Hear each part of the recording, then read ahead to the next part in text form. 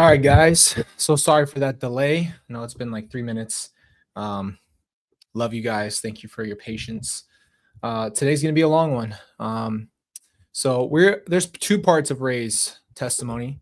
I'm just going to get into it real quick. You guys probably know this for a fact, but Ray's testimony is going to be a very, very rough one. So it's going to be hard. What we're going to do is I'm going to fix this camera right now because it's low.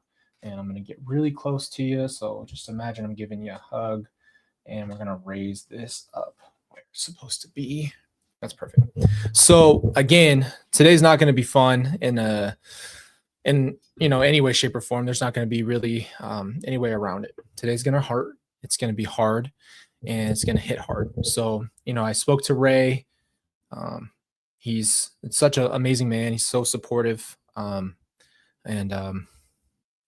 We're dealing with this, man. We're doing it as a group.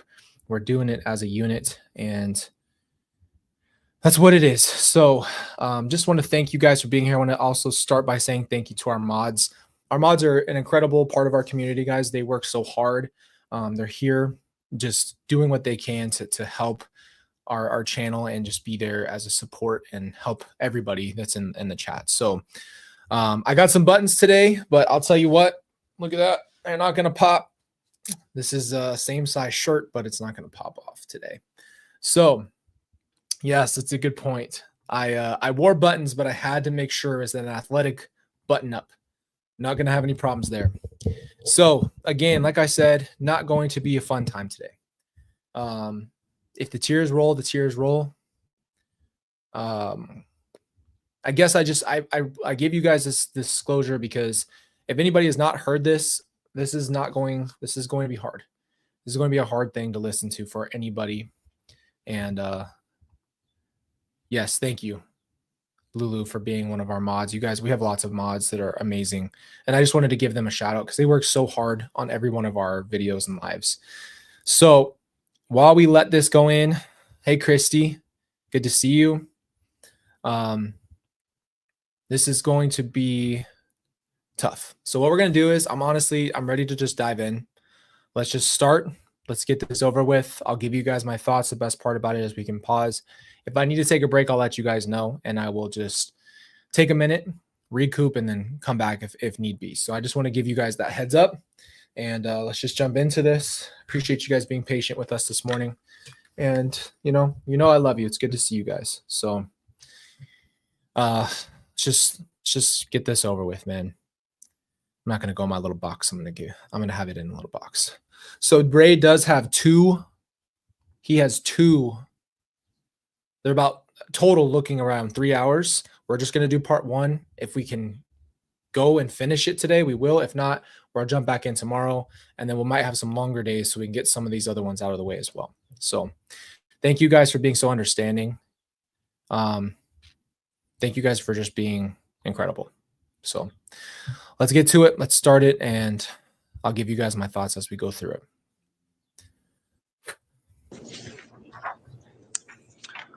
Okay, we're back on the record this morning on KCR 22-21-1624, State versus Lori Noreen Vallow. This is the time scheduled for continuing jury trial.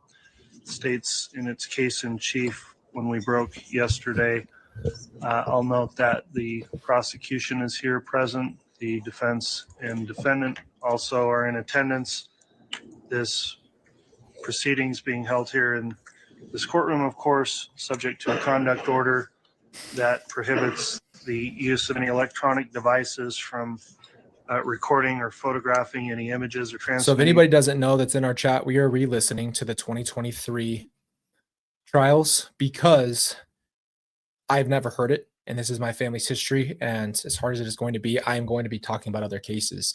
So for me to do that, I think that I need to be able to face what's happened to my family, process that so I can be a good advocate and a helpful person in future cases. So we are just facing the music, man. Them from the courtroom. In addition, in the locations where this trial is being simulcast in both Ada and Madison counties, the administrative order also prevents the use of devices for that reason have you as well. guys. So they're not permitted to be used to record or photograph or transmit any sounds from the trial and the proceedings. So the court appreciates everyone complying with those courtroom orders. The court's also been advised the jurors are all here and have signed their affirmations. And so I understand the state would have another witness to call at this time. Is the state? I'm just gonna fast forward all the beginning and we'll just jump right into it because you know how court is, guys. We've seen it before. It's a very long process.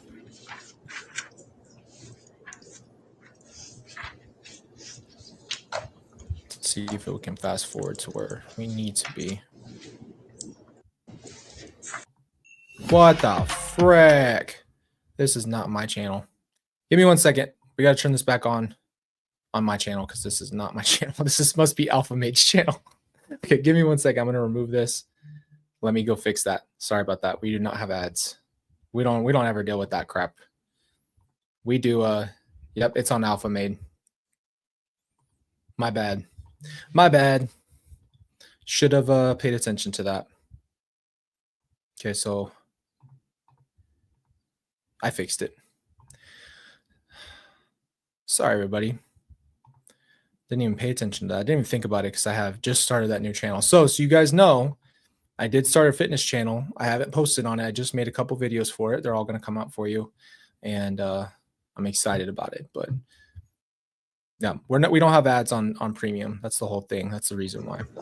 The state calls Ray Hermosillo. Okay, here we go. What's up, dude? Oh, I'm in a little box. Why am I in a little box?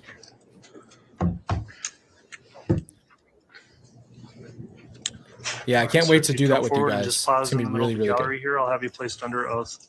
You solemnly swear or affirm that the testimony you're about to give will be the truth, the whole truth, and nothing but the truth. So help you God. I'll drop a link for you guys for the fitness channel too, while we're watching this and listening to it.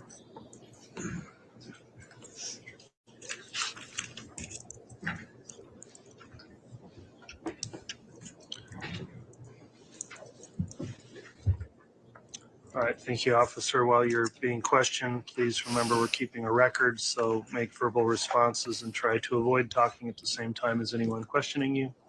With that in mind, Mr. Wood, you can inquire. Oh man, I'm nervous, and this was in 2023. Can dude. you state your name and for the record, and then spell your last name? Ray Hermosillo. Here's the fitness channel. Hermosillo. Thank you. What is your occupation? I'm a detective with the Rexburg Police Department. Is detective your rank? It is. Okay. Are you post certified? I am. I have 22 years in law enforcement and 2,100 hours of training through post, and currently hold an advanced certificate through the Post Academy. Okay. How long have you been a detective? Oh, 4 years now. Okay. And what other responsibilities have you held before you were a detective? I was a patrolman and a patrol supervisor. Okay. Have you worked for any law enforcement agency other than the Rexburg Police Department? No, sir. Okay. And you may have said this already. I apologize. How long have you been with the Rexburg Police Department? 22 years. Okay. Have you been involved in the investigation regarding J.J. Vallow, Tylee Ryan, and Tammy Daybell? I have. Okay. How did you become involved in that investigation? On November 1st, I was contacted initially by Fremont County. I was advised that there was a Jeep in our jurisdiction that was possibly involved in a attempted homicide. And at that time, I And we'll also turn the playback contacted Gilbert Police to inquire what they needed us to do in reference to that. on. So I turned the Okay. speed up too. And what did you do in response to your conversation with Gilbert Police? Once I obtained some information from Gilbert, they asked us to seize the Jeep if we had located it. They also asked us to perform intermittent surveillance on the residence. And so at that time, that's exactly what we did. We performed intermittent surveillance until we located the Jeep. Okay. Can you describe what you saw during your intermittent surveillance? Wow. We had taken some photographs of Chad Daybell and Lori Vallow walking into the residence, but we were unable to locate the Jeep at that time. When you say residence, where are you referring to? 565 Pioneer, number 175. Okay.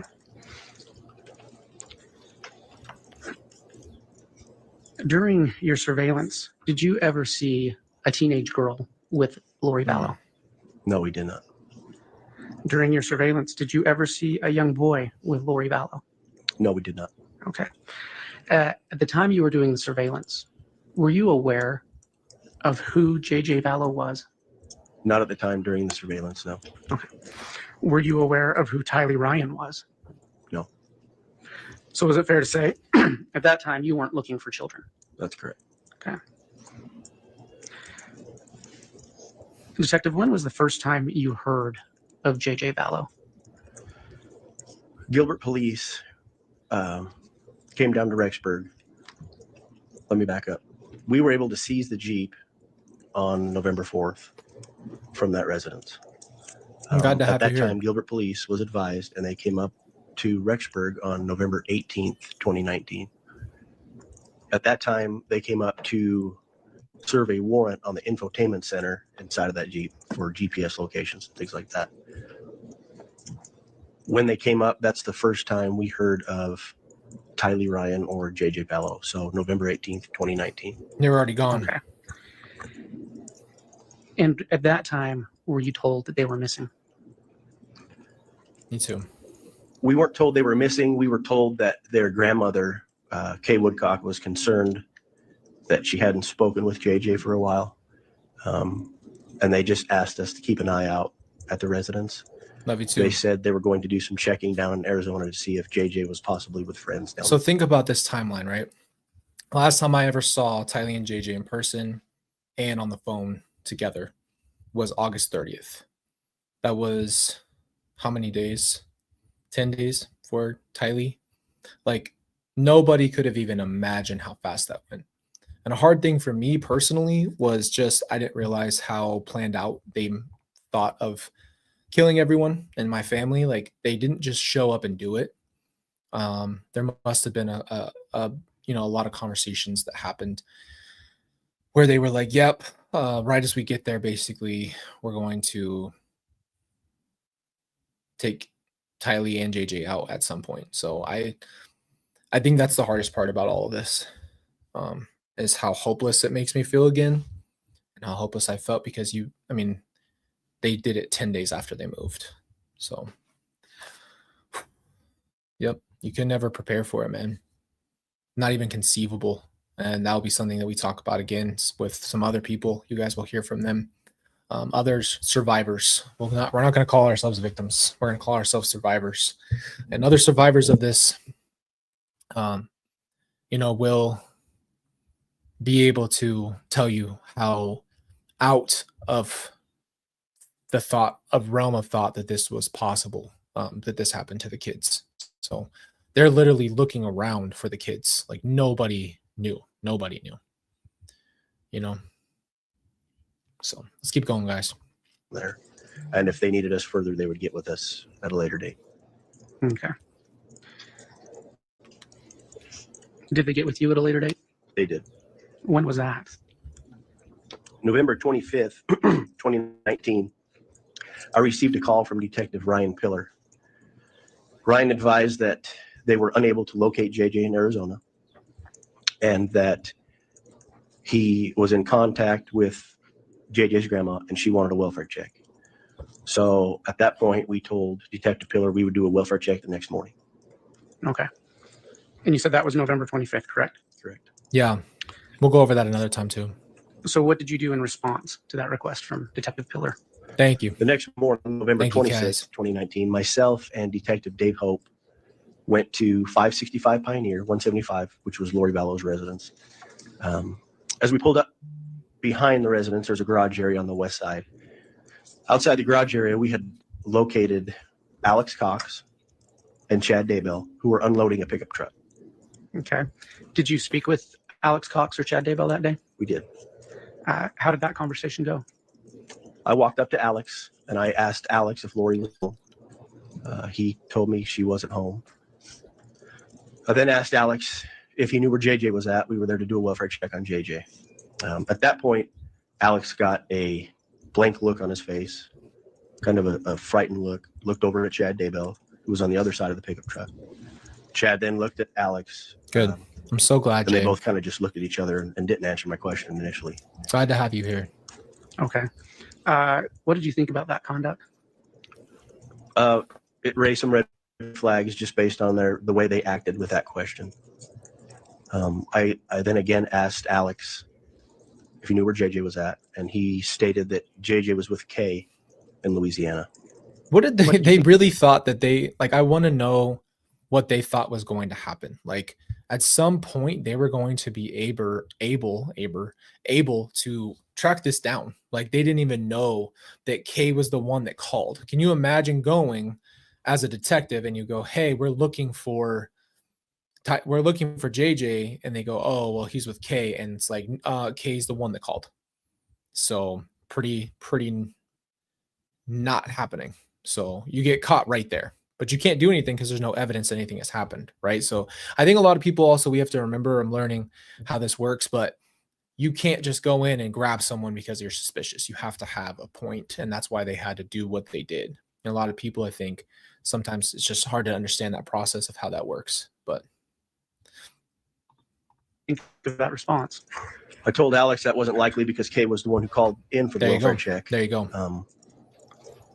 And then again, they both kind of just looked at each other, which again raised our suspicions. Did you speak with Chad Daybell at that time? I personally didn't speak to Chad at that time, no. Okay. What did you do next? I asked Alex Great point. if there was a way I can get a hold of Lori. He stated she wasn't home. I asked Alex Thank you, where I could Crystal. find Lori, and he stated that she was in apartment 107 in the same complex, just a different apartment. That time I asked Alex if he had Lori's phone number, and he stated he didn't have it. Yeah, Lord, he doesn't have his sister's phone number. Stupid. What did you think when he stated he didn't have her phone number? I assumed he was lying because they were close. And based on our investigation thus far with Gilbert, we knew they were close. So I assumed he was lying to me about not having his sister's phone number. Okay. What did you do next? At that time, myself and Detective Dave Hope went back to apartment 107 in hopes to make contact with Lori. We knocked on the door at 107. Wow. And there was no answer. Sorry, Tanya. Okay, so you weren't able to make contact with anyone there? That's insane. Correct. Okay. What happened after that? Once we weren't able to make contact, Detective Hope began knocking on apartment doors next to 107. If they had an empty one, there's 3 people that moved to that complex, meaning one was a house for killing.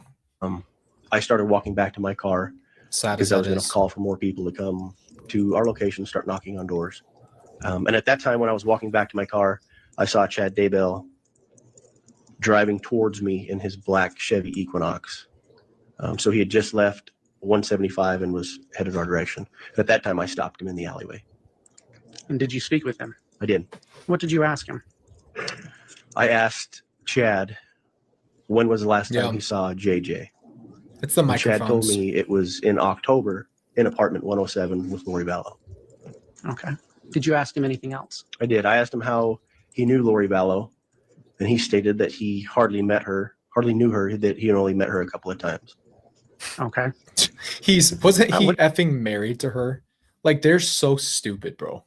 They really thought no one else could figure out what they were doing. Did you think about that response? Oh, really? Is it speculation? Okay.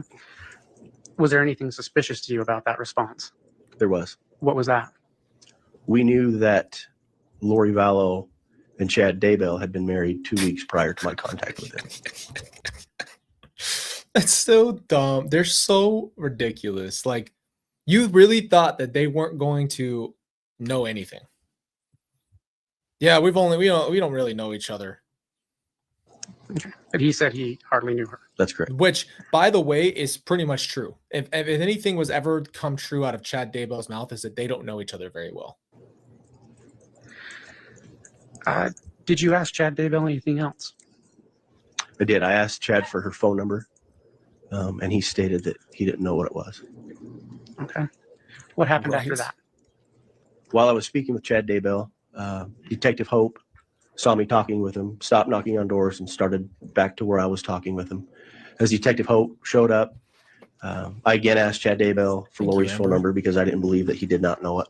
There he is. And at that time, he finally gave me Lori's phone number. Give me a second. Just say, Ray, thank you for popping in. We know this is not easy. I just want you guys to recognize that for Ray, this is real life too, and this is tough, man. He and I talked about it a little bit. You guys know that this is real life for us. This is real trauma and real hardship. So thank you, Ray, for being here, and thank you for doing this. And just know that we all love you and appreciate everything you've done. Everybody's saying hi to Ray in the chat. You know Ray's got a wrench too. So thank you for being so strong, and thank you for serving my family, man. Just always want you to have your flowers, especially first time for me hearing this, you know. Did he give you a reason why he hadn't given it originally? He said that he felt like I was accusing him of something, and that's why he didn't give it to me. Okay. What did you do at this point in your investigation? I broke contact with Mr. Daybell. He was able to drive off. And at that point, I called Lieutenant Ron Ball, and I told him that there was something going on with the whereabouts of JJ, based on the deception, the way they looked at each other, their non-evasive answers, their lies. I felt there was something more going on. So I called Lieutenant Ball and had him grab a few detectives and come over to our location so we can figure out what was going on. Okay. And did Lieutenant Ball show up? He did. What did you do after that? He showed up with Detective Dave Stubbs, and at that time we went and knocked on. You did do this freaking sick, dude. What are you, Michael Jordan in the game 6 flu game? To have to go through this feeling sick, no sleep. Oh my gosh, dude. Freaking trooper, man. Apartment 175, Warrior. which was Lori Vallow's residence. Okay. Did anyone answer? No, they didn't. What did you do next? We knocked on apartment 174 I love that. because through our investigation, we knew that her niece, Melanie Boudreau, lived right next to her, and we didn't get an answer there either. Okay. What did you do after that? At that time, Lieutenant Ball instructed me to go to the prosecutor's office to obtain a search warrant for those residents while they stayed on scene to try to get a hold of Lori, Alex, or even Melanie Boudreau. Why did you feel the need to get a warrant? At that time, we felt that there was something more going on with the whereabouts of JJ, Wow. and we weren't getting any cooperation from Chad Daybell or Alex Cox at that time. Okay. Did you get a warrant that day? We did not. How come? On our way to the prosecutor's office, Detective Hope, with the phone number that Chad provided, called Lori, left her a message. She didn't answer her phone. And once we were at the prosecutor's office, Lori Vallow then returned the phone call from Detective Hope, and Detective Hope spoke with her on the phone. Okay. Do you know what happened after that? He was able to convince Lori to open the door. She stated she was home, and there were detectives outside that wanted to speak with her. Are you aware if Detective Ball and Stubbs spoke with Lori Vallow that day? They did. Do you know if they had a body cam recording that conversation? They did. Have you seen that body cam? Yes, I have. Okay. Based on your collective investigation, what did you learn? I learned that Lori Vallow had told Detective Hope. Correction. Objection, Your Honor. He's going to go into hearsay evidence, saying what Well, I Detective think Hope there told needs her. to be some additional foundation in what is going on. I didn't see a hearsay coming, but it seemed like a foundation issue to me. Okay. It's interesting to listen to real law. So, Detective Hermosillo, I asked if you were aware if there was a body cam recording of that conversation. There was. And did you watch that body cam? I did. Did you speak with Detective Ball and Stubbs about their encounter with Lori Vallow? Yes, I did. Okay. Is that a normal part of an investigation to meet with other officers who are working the case? Absolutely. Okay. And is that something you regularly do in the course of an investigation? Yes, sir. Okay. based on your conversation and the video, what did you learn? Lori Vallow told the detectives that Objection, Your Honor, this is hearsay. How is Because that he's hearsay? learning it from, well, I guess I'm not going to do a speaking objection, but if we want to do a sidebar, I can. Oh, I'm Yeah, that's- going to overrule that at this point. I haven't heard hearsay come Yeah. out. he asked him a question, man. You can answer the question, officer. Your Honor, if I could, will the court allow me to elaborate a little bit? If you'd like to, have additional voir dire on your objection, you can do that. Well, I don't have any additional voir dire. Okay. Detective Hermosillo, are you basing your testimony on what you saw somebody else converse with the other detectives or the other officers? I'm basing my testimony off what I saw on the video. Okay. Judge, it's hearsay. It's somebody else speaking, and he's speaking for that person. We have a brief sidebar with counsel.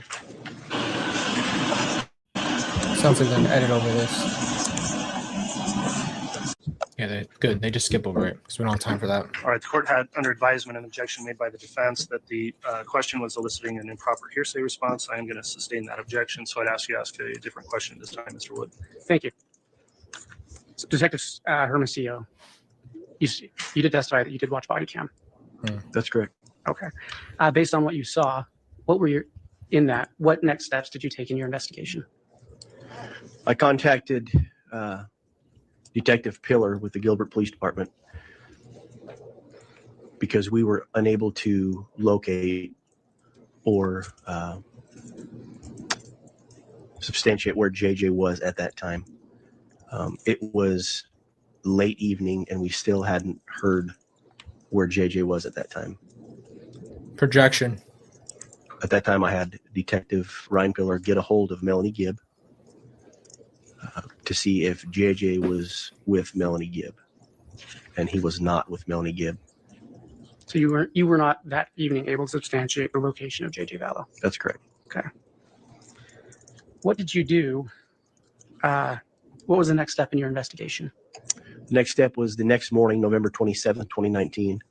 We met at the prosecutor's office and obtained a search warrant for apartment 175, 174, and 107. And what was the address of those locations again? 565 Pioneer, Rock Creek Townhomes. Okay. Were you able to obtain those search warrants? Yes, we were. And did you search those apartments? We did. Okay. Can you walk us through that? Which apartment did you search first? We started with 175 first, which was Lori Vallow's apartment. When we initially went into apartment 175, they had to break down the front door, Wow. which was included in the search warrant. We went into apartment 175. There were couches, dishes in the sink, food in the pantry, food in the refrigerator. Upstairs, there were beds, toiletries, everything that looked Sup, like Kelly? someone had lived there, except for there were no clothes on the hangers. There were just empty hangers in all the closets. And so that caught our attention as well. Were Appreciate any you people too. in there when you entered? There was nobody in apartment 175, 174, and 107 was completely vacant. Wow, Okay. dude. So you didn't locate JJ in apartment 175? No. Okay. Did you find any evidence that JJ had been there? Yes, there were some toys on the Let me front. just say this real quick before we get it, because I know it's getting heavy. You can feel it building up. Thank you guys for doing this with us. This feels a lot more safe. I told you guys that I initially imagined possibly doing this by myself and then just playing it later for you so I could skip over anything. And I thought, you know what? That's just not how our community is. We do this hard stuff together. We've been doing it. There's no reason to stop that part of it. And we'll continue to laugh, cry, everything, right? We just live life. So thank you guys for being here. This really helps me personally walk through this, and I don't feel alone. So thank you guys. It's a big deal to me. I do appreciate every single one of you. Step, appeared to be little boy scooters, toys. There was a little boy suitcase under the stairwell in apartment 175. There was also an older prescription prescribed to JJ Vallow of Resperdone that we located. But aside from that, there was nothing else. Okay. Was there anything else of interest that you found in apartment 175?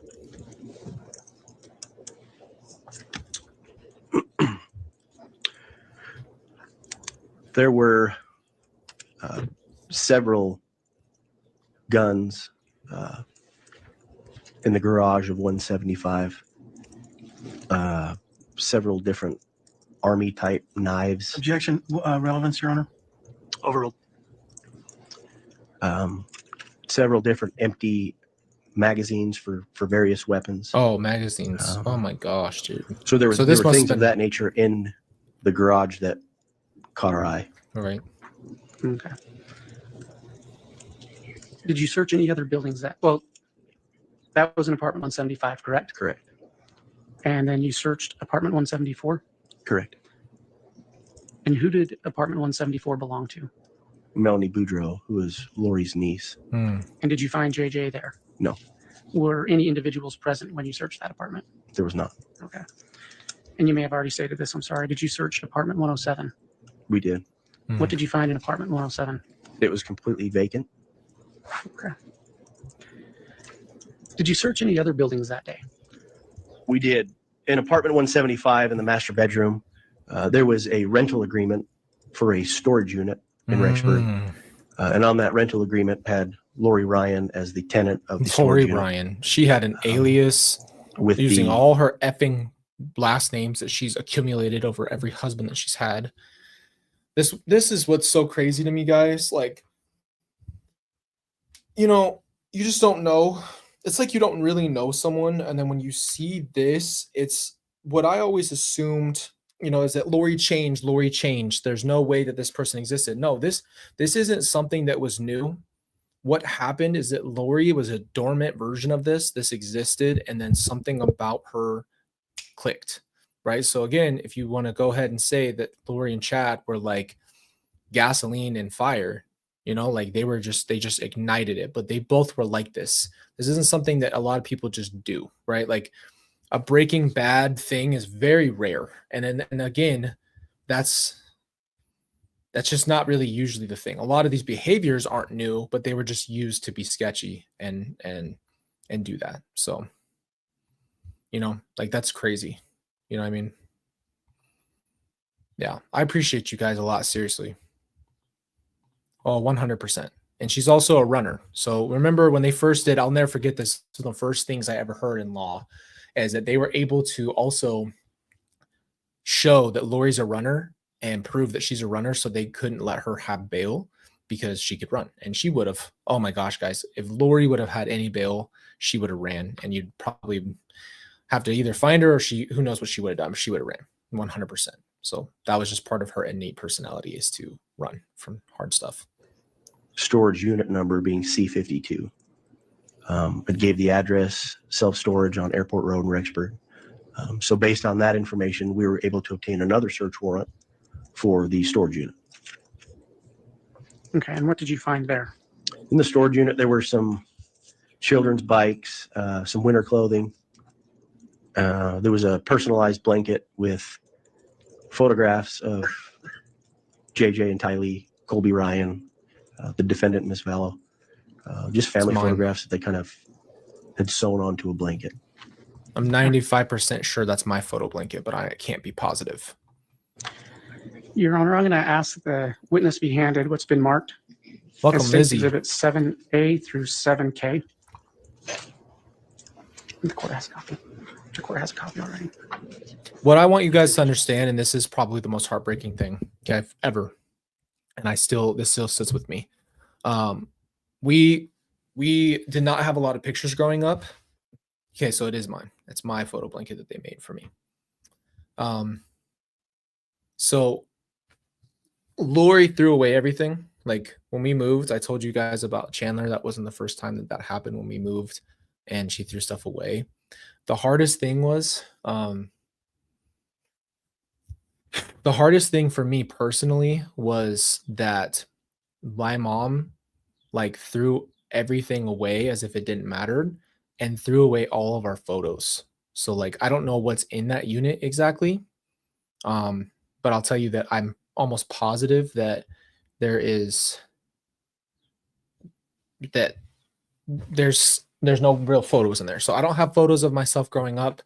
I don't have photos of Tylee growing up. Like something that you would assume you go back to your mom's house and you have that stuff, that's gone. Those memories are gone. Like I don't have my childhood photos. I don't have that stuff. So I have what's on my phone from when I was like however old that I actually had pictures on my phone. So it's really hard because it's not like I can go back and really reminisce on anything. There's nothing left. So it's a really unfortunate situation. Like you just realize how brutal it is. Like there's no comfort in like going back to that place. So, you know, it sucks.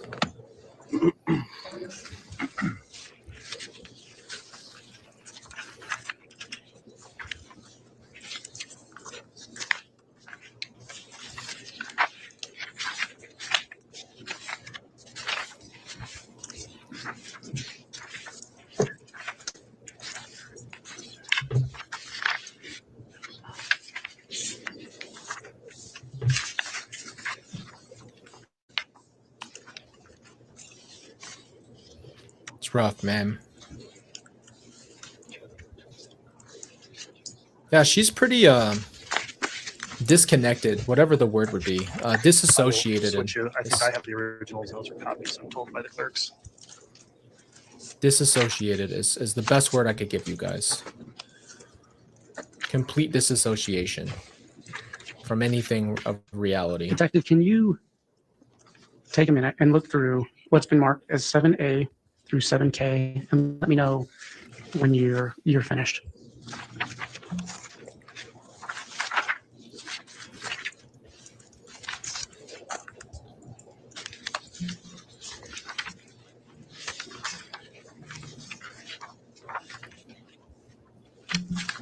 Okay. Okay. Are you familiar with States Exhibits 7A through K? Yes, I am. What do those exhibits purport to be? Photographs of the exterior and interior of apartment 175. Yeah.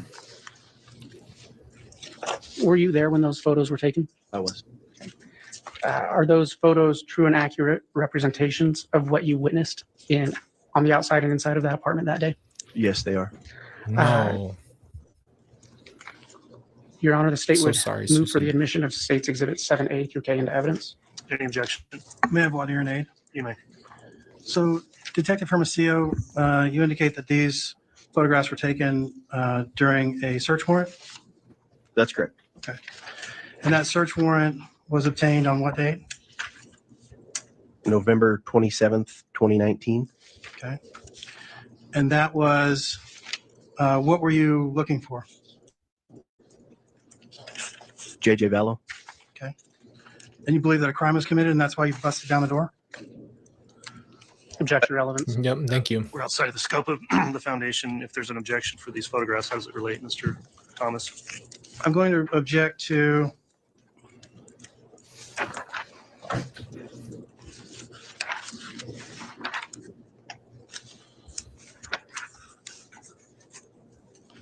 Yeah, guys, can I just share one thing with you? Please just like photograph. be intentional about one thing if you can. And really luckily for us now, our world is so digital, so we don't have to think this way.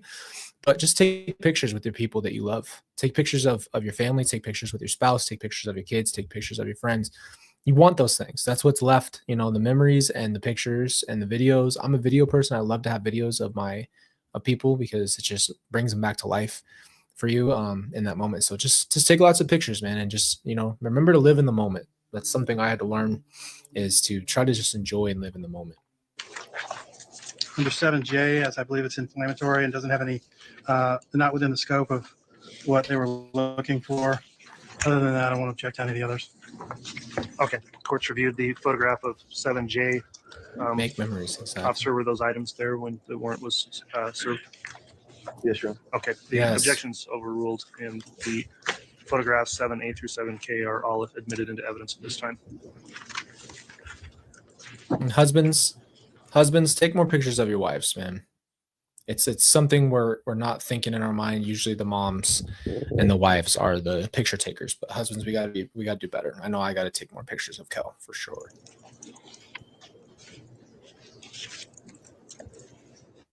I don't care if you don't think you look pretty. I don't care if you don't think you look good. Take pictures, man. Trust me, it's worth it. You guys are beautiful people. You don't have to be perfect in your own brain. You're already perfect. Stop trying to wait for something, or, you know, just take those pictures. I mean, if you guys saw my Instagram story, Riley took a picture of me on her Polaroid that is haunting me to this day.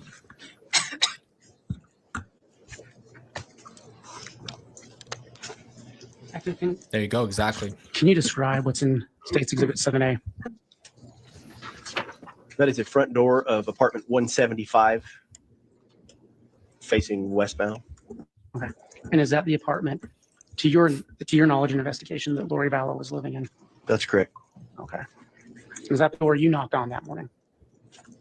Yes, sir.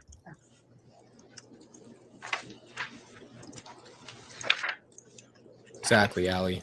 I know you guys don't like it, but some people don't like pictures, No, but I trust me, they're worth apologize. I it. didn't ask if I could publish these to the jury. Okay, they can be published. They're admitted.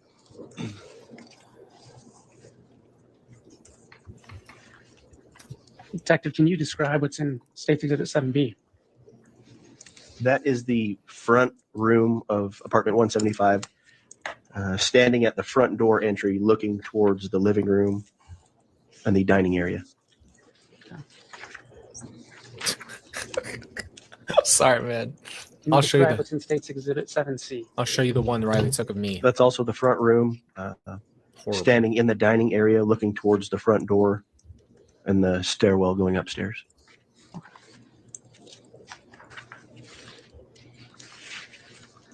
Don't get your kids a Polaroid. Can you describe what's in State's Exhibit 7B? So the photograph just before, there's a white little What the door. frick is that? You'll give us just a moment, Chance. We're going to dim the lights a little bit. So Thank you. it can be seen there. Thank you. How horrible is that picture? It doesn't even look like me, man. It Can scared you me. put the previous photograph back on?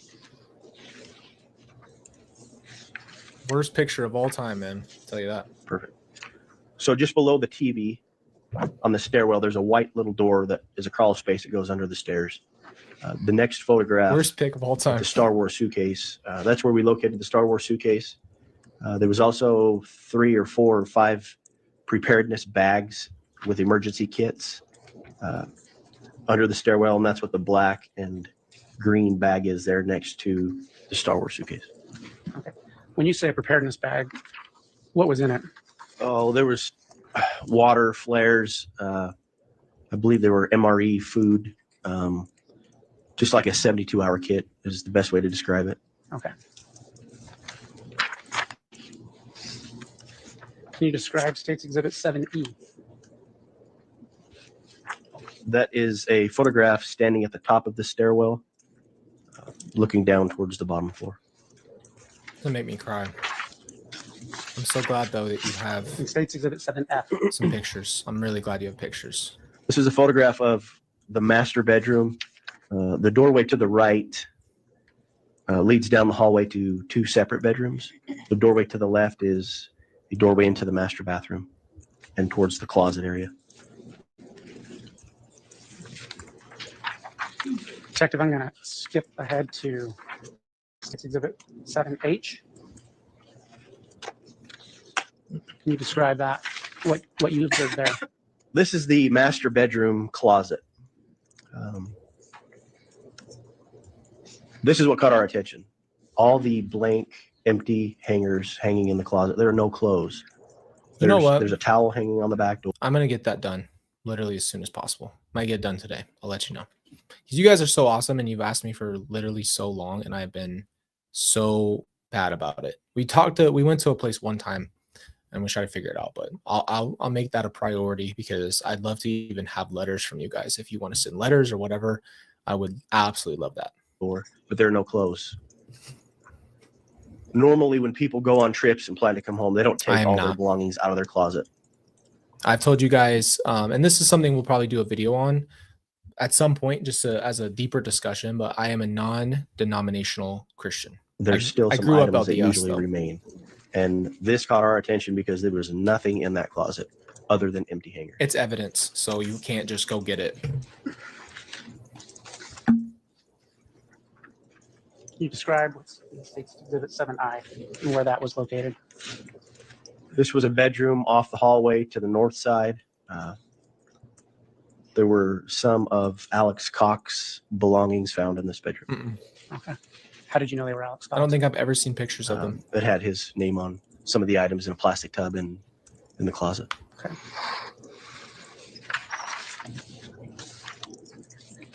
Can you describe what's in State's Exhibit 7J? That is also in Alex Cox's room. There was a couple Tyvek suits that were also in the closet. Oh, I'd love that. Um, Guys, we can make a whole series about if you guys send different things. I'll even try to eat stuff, but don't send me nothing gross, man. I mean, if you send crickets, I'll eat them. I've done that before. You've seen that on the channel a long time ago. But yeah, don't send me something crazy. And if it's super spicy, I might not be able to make it through. There's the plastic tub that I just described earlier that had some of Alex's belongings inside that tub in the closet. Okay. Detective, can you describe what's been marked as State's Exhibit 7G?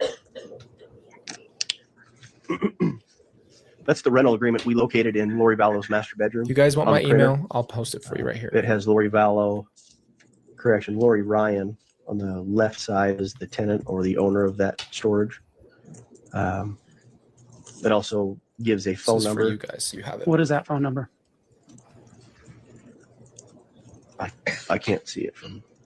Is there a way to zoom in on this?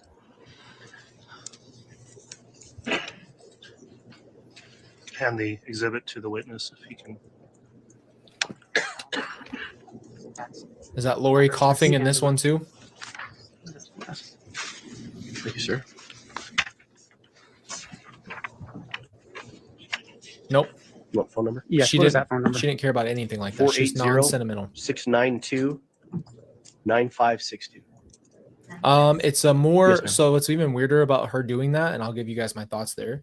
What's weird about her putting it under Ryan is, first of all, she is not a Ryan and hasn't been one in a very long time. And lastly, it just is another way to make sure that she doesn't have someone to trace her. So it just shows how sketchy she really was. You know, that's really all I think it is. And you stated that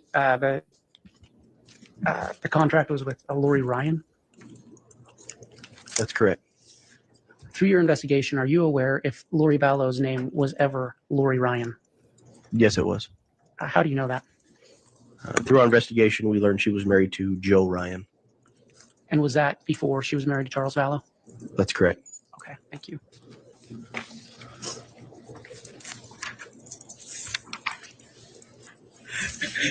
I don't know. I don't think she knew how to do that. They're not that smart. But she could use her names that she had been married to these other people and use their names, which is crazy to Your me. Honor. To make sure that you use a name that you know you had. So like if there was any actual logistical things, you could explain it or whatever. But she was going around the Vallow because they knew. Your Honor, I'm going to ask she knew that where the to witness do. be handed what's been marked as State's Exhibit 8A through Q. Yeah. They definitely pre-planned it, right? They're not smart, but they did try to get a fake phone.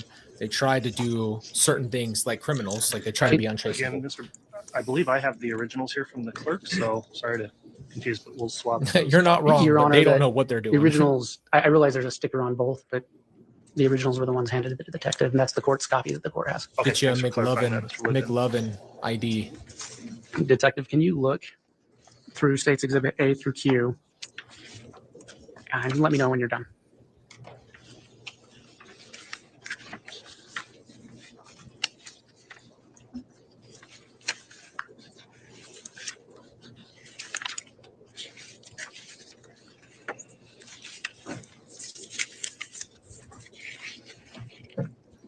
Well, just imagine that, dude. You're just a bunch of suburban people that have like never really done anything crazy. Are you familiar with State's And then Exhibit? you just like start committing some of the most heinous crimes possible. So it's just crazy. It's crazy because there's no lead up to that. There's no like learning anything. They just thought they knew what they were doing, and they were so diabolical. It's actually sick. A through Q. Yes, I am. What do those exhibits purport to be? These are items that were found in the garage of apartment 175. Okay, are they photographs of those items? They are photographs. And is this the same garage that you testified to searching earlier? Yes, it is. in exhibits 8A through Q, are those true and accurate representations of what you witnessed in that garage that day? Yes, they are. Your Honor, I'd ask the state's exhibits A through Q be entered into evidence. Any objection?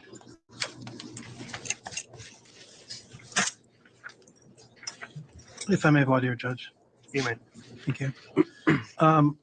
Exhibit A, is that how these photographs are staged, so to speak? I mean, this is not how you found the garage, correct? Correct. Okay. And so were you involved in, and that's A through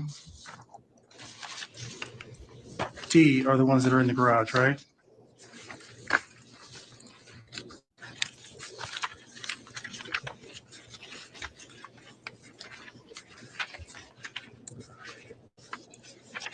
All of them are in the garage except for 8E and 8F. Everything else was photographed inside the garage. Okay. So E and F were not in the garage, correct? That photograph of 8E, Yes. Was not taken in the garage. that's correct. And 8F was not taken in the garage. That's correct. Um,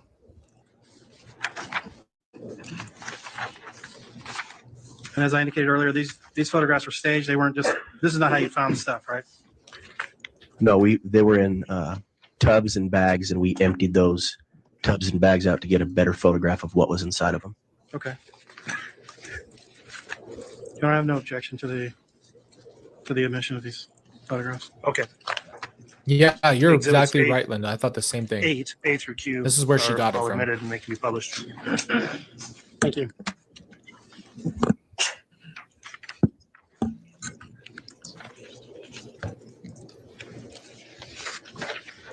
Detective, can you describe what you found in State's Exhibit 8A? Again, this is the garage of 175. There were some tubs you can see in the background, the black tub and the plastic tub that contain these items. They were taken out of the tub and laid out. What this photograph of is a picture of a ghillie suit. Several. I'm going to stop you. Can you describe what a ghillie suit is? A ghillie suit is something that you wear if you want to camouflage yourself. If you're laying out in a field, you put that over the top of you to blend in with the brush or whatever the You can environment is. hunt? Okay, thank you. Mr. Wood, could we get a spelling on that for the record? If the detective knows. I don't. Okay. Your Honor, I believe it'sGhilli, but I could be incorrect. Okay, thank you. Go ahead, Detective. Several different Why would he have a? That's weird, dude. No, I need to stop for a second. That's odd because he does not hunt. And that is a very specific purchase and probably pretty expensive in some way, right? I'm going to look it up, bro. We're going to do this. We're going to take our time with this thing. Okay. Let's just look up what an average ghillie suit would cost on Amazon because okay, so you're looking at this is a ghillie suit. This is weird, dude, because he does not hunt. This is exactly what it's for. Look, I'd show you on the screen, but it's just faster to show you on my phone. Are we really not going to load Amazon? Look at this. Okay. That's a ghillie suit. So what the hell was Alex doing with a grass hunting military? You don't use that. Yes. So this is what they found in that box is that Alex had this. Now let me be very clear. Alex did not hunt. So it's not like something he'd have. It's not like he had it. He didn't have that for any reason of like, oh, I go out and I hunt deers or anything. So he paid money to have a sniper suit where you literally wait for prey. Okay. I just wanted to put that out there because that's a big deal to me. I'm catching that detail hard because that is not something you randomly have. Magazines used to hold ammunition, different caliber of guns. There's also 2 suppressors or silencers that you use to put on the end of a gun to keep it quiet when it's fired. So that's what is laid out on the ground there. Laid out on the Thank you. ground. So they pulled that stuff out of that tub. Can you describe what was found in State's Exhibit 8B? There were a couple black trash bags you can see in the photograph. They were full of clothing, some miscellaneous papers inside the bags. So we emptied the bags out and laid out the clothing That must have been his thought process. on the garage floor and took a photograph of it. I don't know. I don't know anything about that yet. We'll learn about it in this one. Can you describe what you found in 8C? This was also in a tub, several rounds of ammunition, different caliber of weapons, just a lot of ammunition in that specific tub. Yep. Can you describe 8D, what you found in 8D? 8D was a rifle that we had found on the garage floor or in the garage. The thing that caught our eye with the rifle was the end of the rifle is threaded for a silencer or a suppressor. Yeah, dude. So that was also photographed. He really went out and bought And this stuff This may ready. seem like a silly question, but when you say the end of the rifle, what portion of the rifle are you talking about? The barrel. I don't even know. He had a gun. He definitely had always been into guns. I don't think that was something that was super new, but you don't get a silencer for no reason. Just put it that way.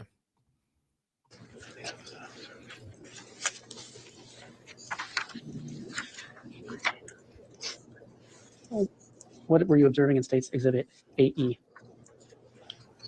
So the black rifle was the same one from the previous photograph, just laid down at the police department on a table. There was also another rifle inside of that bag. So hot. And that's the rifle you see above the black rifle.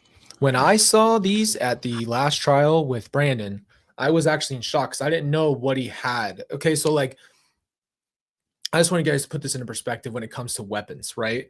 A rifle, and a handgun and everything have very different functions, and they're very different to shoot. Okay, that's number one. Number two, it's not like it's cheap. I don't care where you're getting your guns. You're not getting it for cheap. You're not getting ammo for cheap. You're not getting guns for cheap. And he bought tons of, so like if you guys know about guns, right? You're going to buy specific things for what you're trying to do. So if you're a hunter, you buy hunting rifles. When you're just a shooting range guy, when you're a gun enthusiast, you probably do a lot of that stuff. The long story short being is that you spend a lot of money and investment to get everything. And you're talking about, you're talking about getting silencers. You're talking about getting scopes. You're talking about gauging those scopes, like the time that it takes to do this. And you have to look at Alex for what he was. He's a mass murderer, right? Like Alex is actually a serial killer. Like legitimately, by definition, Alex is a serial killer. So this is not something that we just take lightly. We have to understand that this guy was spending money on very specific things. And like, let's say, let's use, for instance, if you were to wear a ghillie suit, this is very specific thing. You're going to lay in the grass with your rifle, hide your rifle to make sure nobody and nothing can see you and wait to take a shot. That's what that's for. There's no other reason to have it. You're going to hide in brush so you can be as stealthy as possible. So the money and the investment, the premeditation into what they were doing with these guns say a lot, right? Say a lot. Yeah, and that's my point. When I firmly believe in my heart that if they wouldn't have been stopped, they would have gone through that, tried to go through that list. Why have that list, kill a bunch of people on that list, and not continue to do it?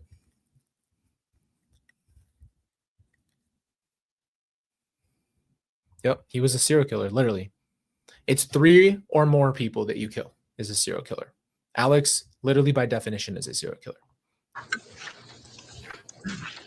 In State's Exhibit 8F. That was the other rifle inside of that bag.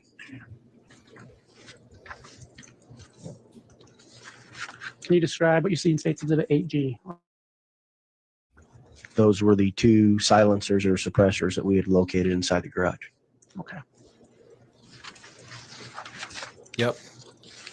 I think it was God. What did you man. observe in State's Exhibit 8H? Those were knives that were also located in the vicinity of the rifles as well. Okay. Yeah, guys, the light and dark list is, if that's why the light and dark list, well, we talked about this on the channel, but this is what people were trying to explain, is that you don't just, they were killing people on the dark side of a light and dark list. That's why that list exists. So if you guys don't know what that is, we have a video covering that. And I'll get into that another time more with other people, but the amount of money, exactly. That's my point. Like this was a lot of investment. This was a lot of stuff. And what's even weirder is that they ditched it, right? They just left it. State's Exhibit 8I. That was also a handgun located inside the garage. They did put Kelsey In a on tub it. just off to the right of where Kelsey, it guys, my wife was on this list as dark, and I was on the list as light. Like, this is some weird, serious stuff. Like, I don't know why that, but that list was very, very, very, very specific. And yes, Kelsey was on that list, and I will not speak for her. That is her story to tell. But you have to understand, if you look at that list, which we went over on the channel, again, I wish if I could, I will try to remember exactly what video that was. But we went into more depth on that, and a lot of the people who were dark were dead or had just been killed. So it's not something that they were playing around with. This wasn't very random. What did you observe in State's Exhibit 8J? That was It's terrifying. a Halloween mask, it looks like. That was kind of on top of a plastic Walmart bag that's in the next photo. A Halloween mask? Yes. No. I want you guys to What did you observe? hear in me State's on Exhibit this one, okay? Ray was the #1 darkest person. Ray was called like the king of darkness. You need to understand, for whatever reason, these people hate Ray so much because he was on their track. So he's all of a sudden dark. So because he was going after them, he became the king of kings of darkness in their mind. Can you believe that? The man we're listening to right now was deemed as the darkest one because he knew what it was. Yes. They named him. They named him a demon name, which was Gladius. They named other people demon names. So you have to understand, they were like naming the people who they were killing other names, right? So we go back to this place of like Lori and Chad were seriously, like, there's something seriously wrong with them. And the amount of time and effort that they put into it with Alex and probably other people in this group, the amount of effort and time and planning, they were planning their murders. They were planning to take their money. They were strategically going around it. They're not smart, but they still had a strategy. And that means that's a lot of premeditation. They're sitting around at a table talking about murdering their own family members so they could get as much money as they could possibly think of and walk away. It was all about insurance money, right? And they all sat there and heard that stuff. And you know what? Again, this is a great point. Dehumanizing. That's what they did. Regardless of if they wanted the money or not, what they tried to convince themselves of. And in my opinion, it was Lori more than anybody, Lori and Alex more than anybody, Alex, that they were assigning these demon names and trying to explain that they were demons, so they could actually justify the killing in some way, shape, or form. You know, because that is exactly what. For me, I think Chad's a little bit more psychopath. I don't think he cared at all because these weren't people he was even close to. But for Lori and Alex, they were more convincing to themselves that, yes, they are demons. And so it wasn't like they did anything wrong. But that's why Lori's deflective of it, in my opinion. In my opinion, that's why Lori deflects, because she somehow did justify that she really believed that they were taken over. And then their bodies were completely possessed by demons. 8K. Which is So ridiculous. the Halloween mask was on top of this bag, and it had rope and duct tape inside that bag. He's sick as hell, dude. This Alex is a What did you menace, observe dude. in State's Exhibit He's 8L? sick. That is Alex Cox's passport that was located inside the garage. Passport. Was that passport still active to your knowledge? It was.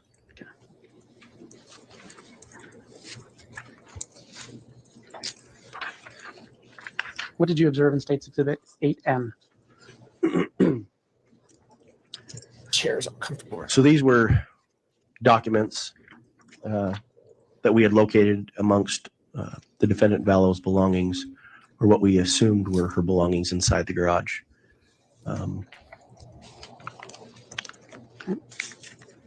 Were any of those documents an email?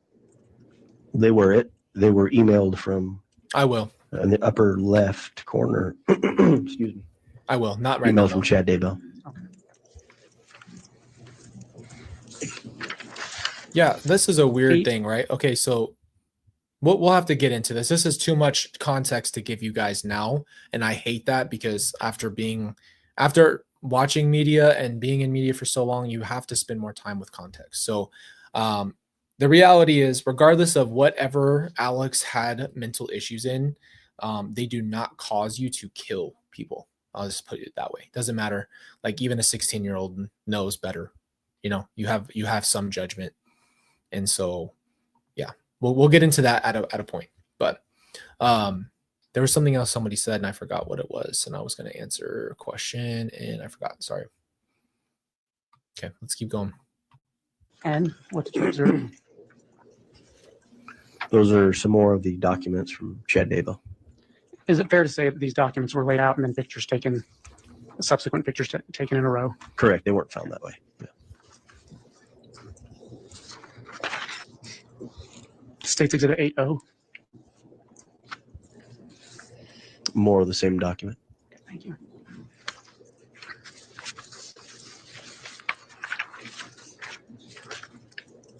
What did you find on State's Exhibit 8P?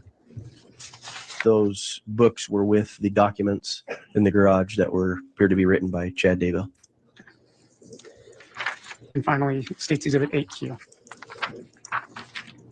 That was a cell phone that was also located in the garage. Thank you.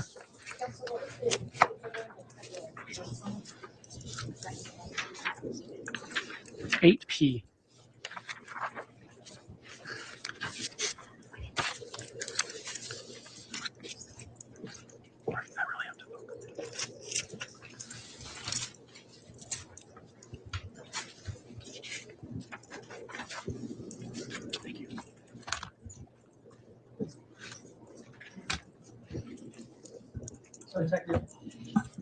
Like that. You testified of the search of this apartment and the garage. What was the next step in your investigation? The next step, we contacted the FBI. What? We were Hold on. just trying to get a hold of the defendant, Vallow, and Chad. What was the next step? Kelsey just said, hold on, I have to hear it. Hold on. There's something whispered, and I want to hear it. 8P. Is that far enough, Kel?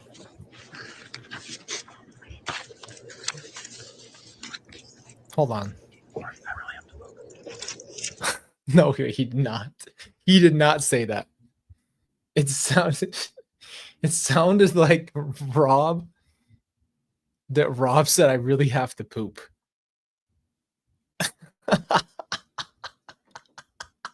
Hold on, someone said it. Someone whispered that. It sounded like he said, "I really have to poop." Hold on. Oh, that's just greatness. That's greatness, and it's just full on. That's why you gotta be careful, man. Those mics are right up in your face. And you whisper. Hold on. I don't know if that. I mean, it sounds just like he said that. It sounds like I really have to poop. Oh my gosh. Hold on. We're gonna listen to that again. Colby. I have a friend that worked inside the jail when she left to go to Boise. They found the list of light and dark on the COs. At that point, I knew she was not going to change. Love you. Thank you. We love you too. Yeah, you're not wrong. Guys, I'm not trying to call him out right now, but Kelsey caught this. Hold on.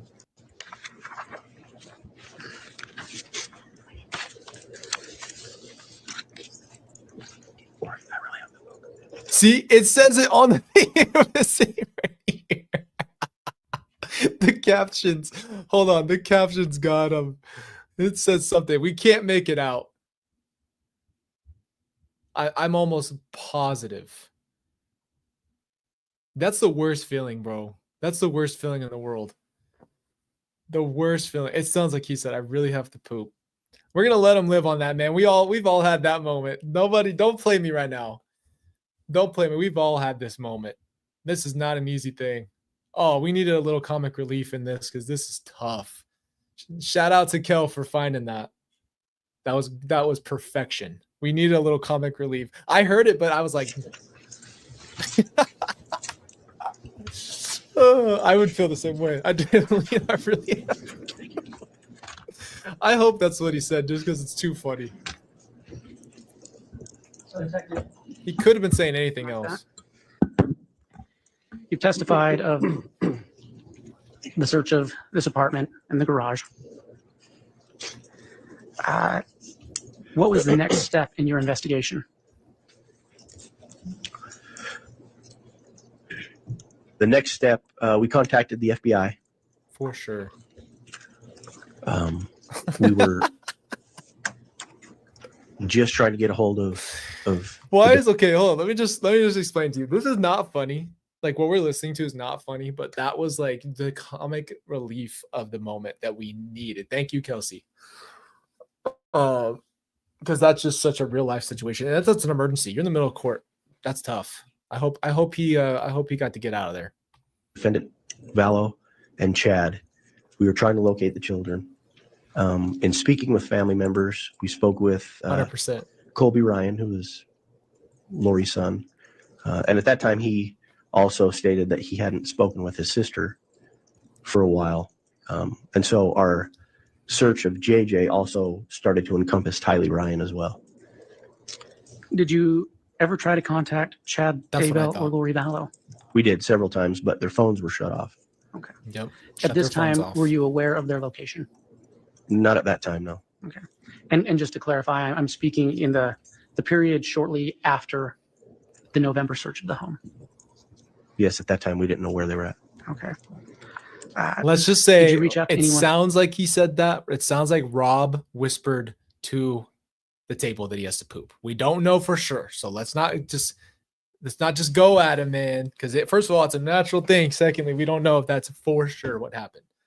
But it sounded like it. That's so funny though. Anyone else? Let me rephrase that. Did you contact family and friends? Yeah, we contacted Colby Ryan, contacted Lori's niece, Melanie Boudreau. We were contacting anybody Right. that would listen to us or take our calls. Guys, Trying to find I'm whereabouts. concerned for Rob, and this was years ago. This was 2023, and I feel the weight of listening to this, like in that moment, because you just know how real that is. So now I'm with you, Allie. I think I'm like wondering when Rob's gonna have a chance to get out of there. Of the kids. During this time, did Lori Vallow ever call the Rexburg police to report missing children? No, she did. Okay. Detective, if I say NCMEC, do you know what that means? Yes, sir. What is that? It's an acronym for National Center for Missing and Exploited Children. Did you contact them? We did. December 11th, we contacted NCMEC and entered JJ Vallow and Tylee Ryan as missing and endangered children. Did you Just now? How is this happening right now? Now I can't stop thinking about it. Now it's like I can just picture it's just sweat dropping. You guys are killing me right now. I want to ask him now. Like, did you get relief? Like, it's almost like I need closure. ever alert the public that there was a search for JJ Vallow and Tylee Ryan? Yes. When was that? That was December 20th, 2019. The police department gave a press release and tried to get those names out in public to assist us No one. in any way we can, in any way they could. We also set up a tip hotline through NCMEC, through the FBI and the Rexburg Police Department So people with any tips or possible sightings of Tylee or JJ could call in, give us some information, and we would have officers or detectives follow up on each tip that came in. Okay. Did any of those tips lead to the location of JJ Vallow or Tylee Ryan? No, they did not. Your Honor, if we could have a brief sidebar. Yes. I could just run out real quick, take care of business. I hope that sidebar, he said, hey man, just give me a minute. I don't think there's any shame in that, man. I know we all get all like embarrassed, but like, bro, everybody's got to go to the bathroom, man. That's an emergency. You got to stop everything you're doing sometimes. Sidebar, I got to go. May I continue? You may. It sounds like he's doing better. Maybe he got a minute. Detective, are you aware, excuse me, if there was ever a child protection action filed regarding JJ Vallow and Tylee Ryan? Yes, there was. What county was that filed in? Because we're going to object based on 404B. We previously objected on this, and I know the court's ruled on that, but we just like that put on the record. All You know right, what's thank so Mr. funny, bro? And I'm just gonna, this is gonna be the last thing I say about this, okay? But I'll tell you this. I understand this feeling, as I'm sure a lot of you do. There's nothing worse than this. There's nothing worse than that feeling where you like literally don't know what to do with yourself. And then to have that be in this moment of like such an important thing that you worked so hard on, it's just, it's almost like I feel it's unfair, if that's the truth. If he has to poop, I hope he went. Just say it. Just leave it there. Thomas. This does delve into some 404B issues, which were previously determined by the court in a ruling that was stated on the record on February 22nd, 2023. And for the reasons I would incorporate into that finding today, also incorporating the findings in that record, I'll overrule the objection. Exactly. When you feel, you get a knot in your stomach, you have to go to the bathroom. Were you Can't in, always go. what county was that filed in? Madison, I believe. Were you involved? Yes, I was. How so? I was the one who wrote the affidavit. Okay. Are you aware if Lori Vallow was ever ordered to produce her children to the Rexburg police? Oh, it's brutal. Yes, she was. Okay.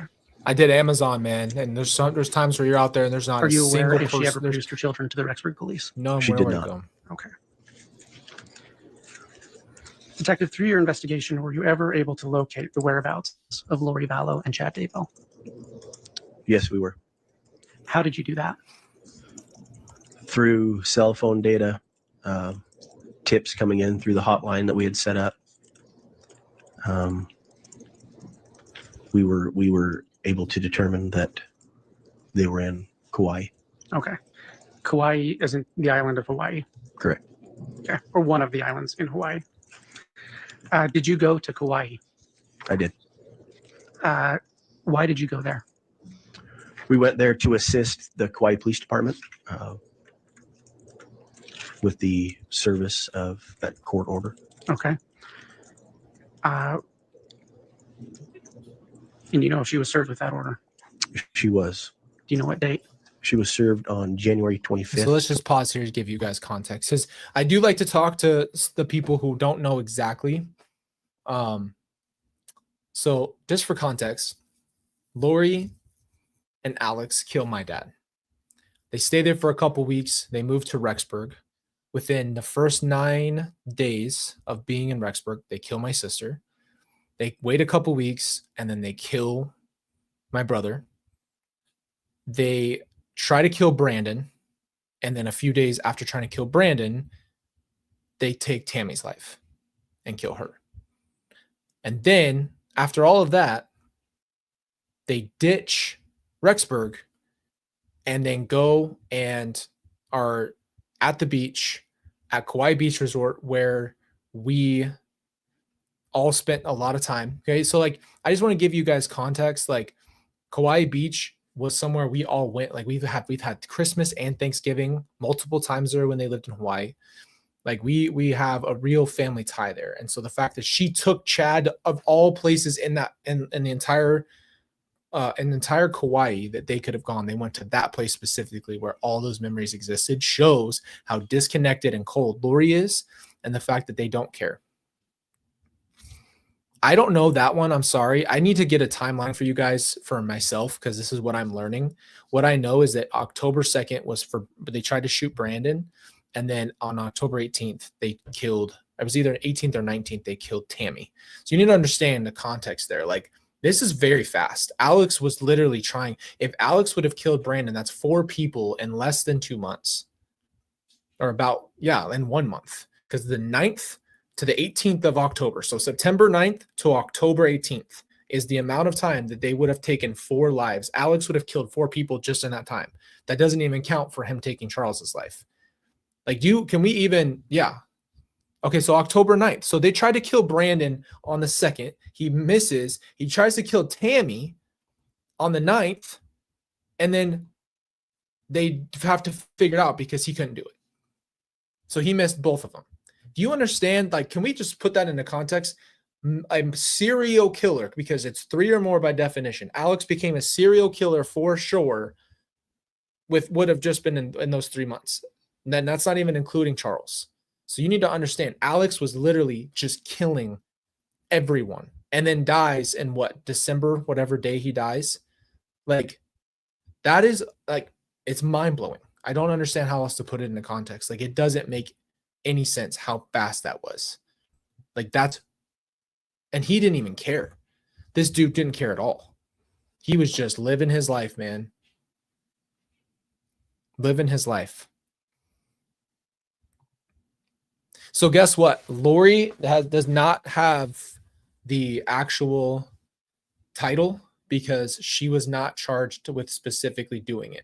So if we would have had a trial for Alex Cox, which would have been multiple, I bet, or I don't know if they would have rolled it. I don't know how that works. But Alex, by definition, because he was the physical one, is actually a serial killer by definition. And I looked that up because I was trying to figure out what is the criteria where we deem that. But Alex, it's 3. I think it's 3. Once you've murdered 3 people, you are considered a serial killer. 2020. Okay. And Alex, Did you do anything else while you were there? a lot. Would have had 5. We did. We also Yep. assisted She was the Kauai Police Go get this Department done with person. the search warrant of Chad Daybell, Lori Vallow's rental vehicle. That's true. As well as their I'm sure you did. condo they were renting in Brinceville. Okay. And to clarify, did you perform those searches? No, Exactly. I did not. Who performed those searches? Kauai Police Department. Okay. Yep. It was all people that someone in the Were you thing was present? close to, married, 2 kids. When Insane. their condominium Insane. was searched. I was, yes. Okay. And did you go in after the search was performed? I'm sure he Yes, did. I did. I'm sure he was a part of it. Did you find JJ Vallow in that condominium? No, sir. Did you find Tylee Ryan? No. What did you observe in that condominium? Normal furniture, clothes, beds. Just appeared that 2 adult people were living there. Okay. And did you find any children's toys? No. Did you observe any children's medication? No. Did you observe any children's clothes? No. Any teenage girl clothes? No. Okay. That's interesting. Did you see anything that would indicate that minor children had lived there? No. That's a Excuse weird. me, It's had a been weird. living there. No. Okay.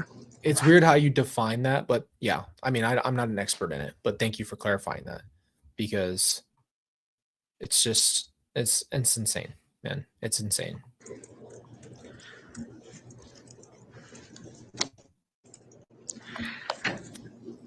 Yep, I agree with you.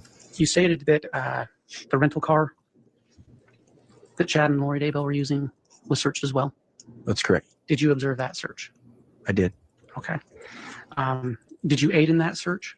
No, sir. Okay, just observed it. Correct.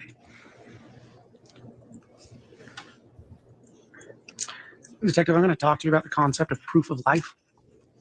That's okay. If I use the words proof of life, what does that mean? That's my thing. Like, it's the most sick thing ever. Like, what they do? Throw herself away.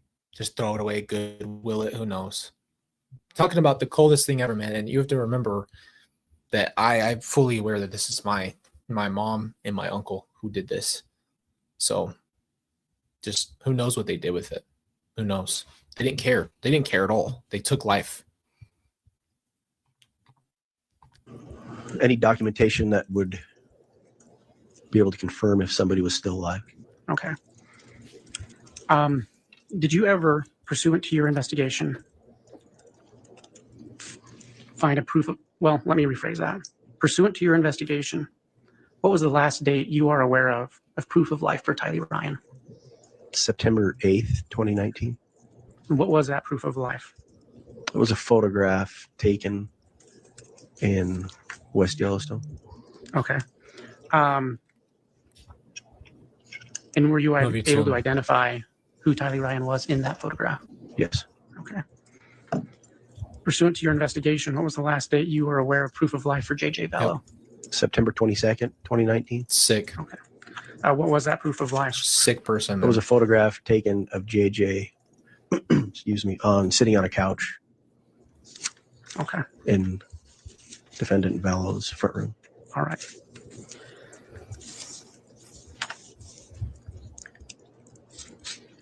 Your Honor, may I suggest this would be a good time for the mid-morning break? That's fine. We can Oh, go he ahead has and to go to take the our bathroom. mid-morning break then. We Go will go to the bathroom, Rob. go for about 15 to He 20 can't. minutes, He and then can't. we will He resume can't again, hold it another second. until the lunch break. Oh man, I don't would want to come remind back from the this break people in right now. attendance Here, please take your personal effects with you and don't leave any bags or other items on the tables when you go. So we'll be in recess. All right. I'm gonna go grab water real quick. Give me 1 second, guys. I'll be right back. And yes, I'm wearing pants, so don't make fun of me. I'm just gonna leave the camera on. I'll be right back.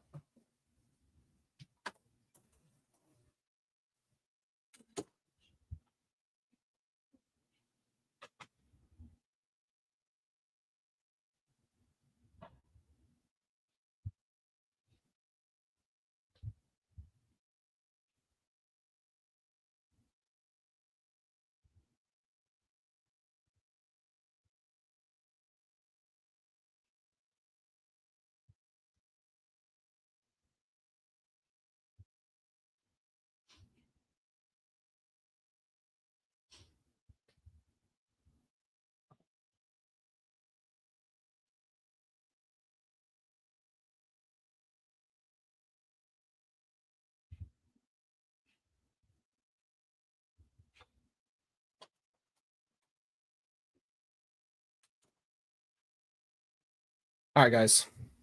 I'm not ready for this break. If I pooped, that would have been the fastest poop on the planet.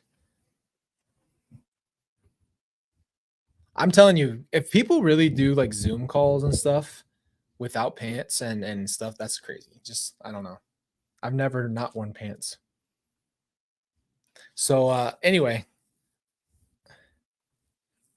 now you guys, I think then I should be in the Guinness World Record because that would have been the fastest poop on the planet Earth. Maybe I just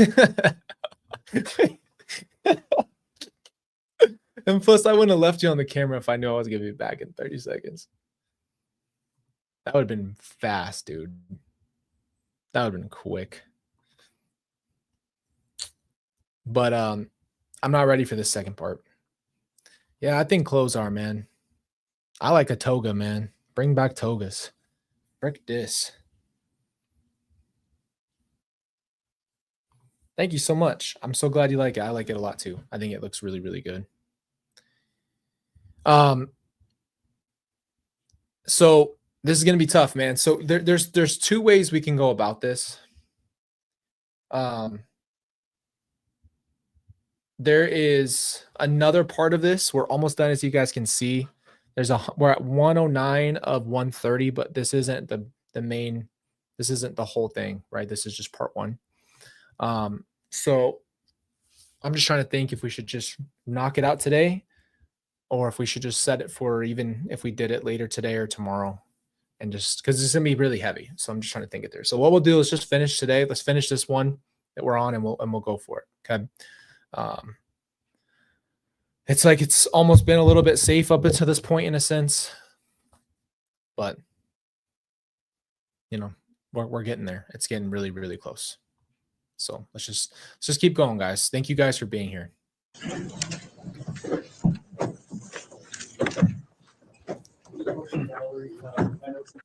Okay, we will go back on the record on KCR 22-21-1624, State of Idaho versus Lori Noreen Vallow. just finished our mid-morning break. We'll have the jurors return and you can continue your direct examination, Mr. Wood, of this witness. Look at that thing, man. Look at that butt on it. That is not supposed to be there. Very disappointing. Still disappointed about that. That was years ago. Appreciate you guys. Thank you. You guys haven't seen the Jordan in a while. I got to set up this whole background for you guys so I can grab some stuff, put it up there. I still have all my pictures with Tylee and JJ. I just put up this wall paneling. And so I was going to make the desk the center so you guys could see everything and then be able to make it look good. Oh, that's the worst part. It wasn't even a team. It was full price. And they sent me the fake Jordans.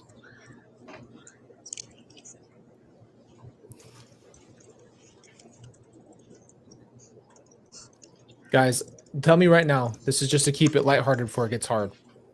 Do I buy this hat? I was going to surprise you guys, but I want to get this hat just because you guys are so on it. Let me pull it up. What do you think about this? It's an ice cube. You guys say yes. Yes or no in the chat. I almost stood up. I'm not kidding. I almost stood up. Should I get the ice hat? Ice cold over here? Maybe I'll make my own. It's one or the other. There's too many yeses in here right now. Oh, yeah. I forgot we could fast forward. What am I doing? Wow, that would have been like 5 minutes. These photographs, were they taken at a police station or somewhere, or were these taken at where were they Oh, taken? you guys are so They were sweet. taken in our impound bay at the police department. Okay. And the red evidence tape that was put on at the police station when you got there? That's correct. How did it get to the police station?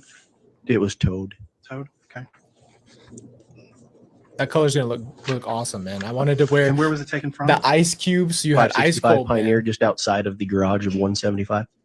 Thank you. No objection, Judge. All right, thank you, Mr. Thomas. So exhibits 9A through D are all admitted to evidence and may be published. Thank you.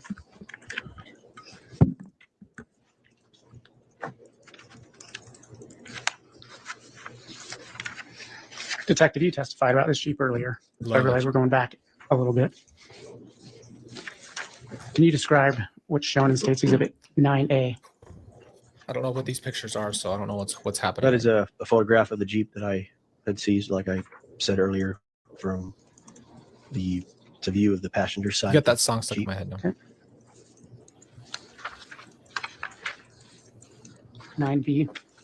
Ice cold. That's the rear view of the Jeep with Texas plates that we were told about by Gilbert. Okay.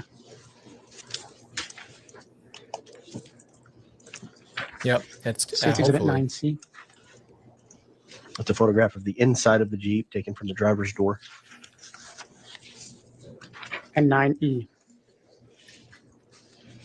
It's also a photograph of the inside of the Jeep from the passenger side. Let me just tell you, that would be my effing motto. That would be that would be fit myself very well. I really gotta move. Oh, must have. I think so. I think you're right. Witness be shown. State's Exhibits 8M and 8. Sorry, I'm not speaking into the microphone. I'd ask that the witness be shown State's Exhibits 8M and 8N again. All right, we'll have the bailiff deliver those to the witness.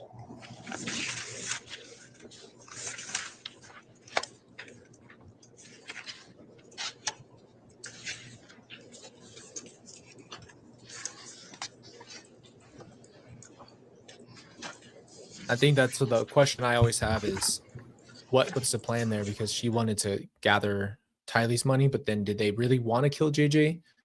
Like, it's just a really hard thing to think. Like, did they actually want to kill JJ? Did they want to kill Tylee? Was it? But it was pre-planned. That's not, you didn't just make that. They didn't wake up with that decision one day and say, oh yeah, another dark. Like there's too much pre-planning for all of it. So I don't know why they didn't do it. And I hate to say this in a weird way, but like, why didn't they just do it? Why would they make JJ like wait? And like, why would they even, I'll never be able to understand, man. It just will never make sense. Like, I could never, ever, ever understand why they did what they did, and I'll never understand what do you think JJ, man, I'm trying not to cry right now. It's just the suffering of JJ. Like he just never sees Tylee again. Like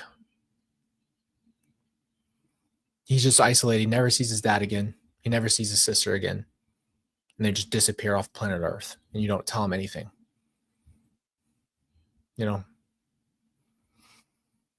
So I don't know. I just don't know what you do with that. Like what was the point of that? How could you ever take the life of your own family members?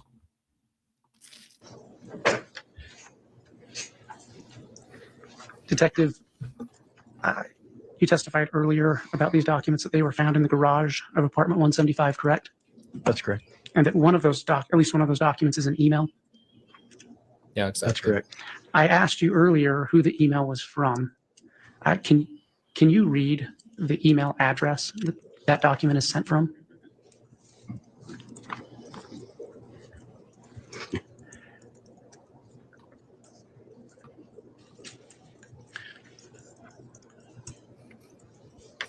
Judge, I would object here. I would ask the court to take the exhibit as it is, and the best evidence is the exhibit itself, not what can be read or what can't be read.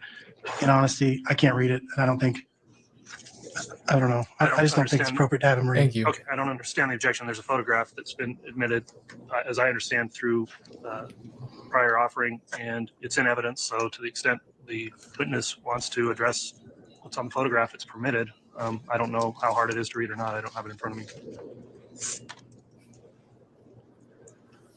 To me, it looks like chadddaybell@gmail.com. Okay, thank you. Detective, we had talked about before the break proof of life, and you spoke about some photos. Your Honor, I'd ask that the witness be handed State's Exhibit 29A and State's Exhibits 13 and 14.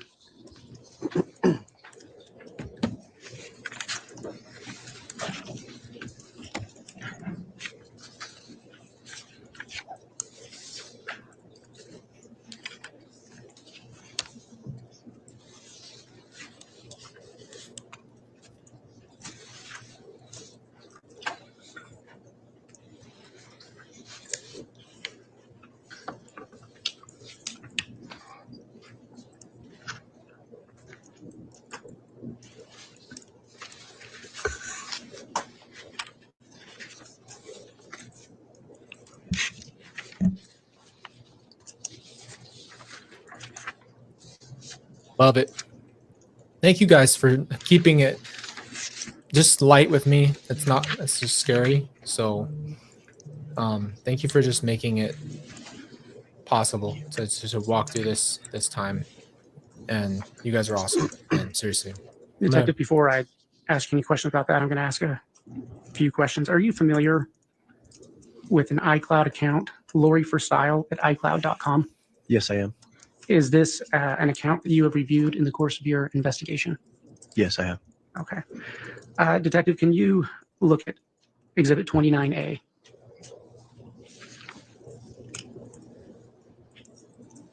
What does that document purport to be?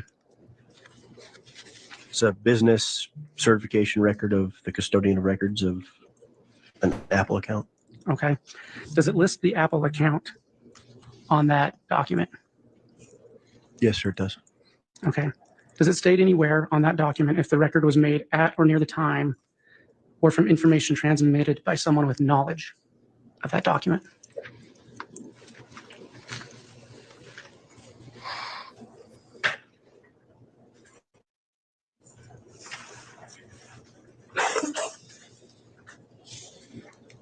Yes, sir. Okay.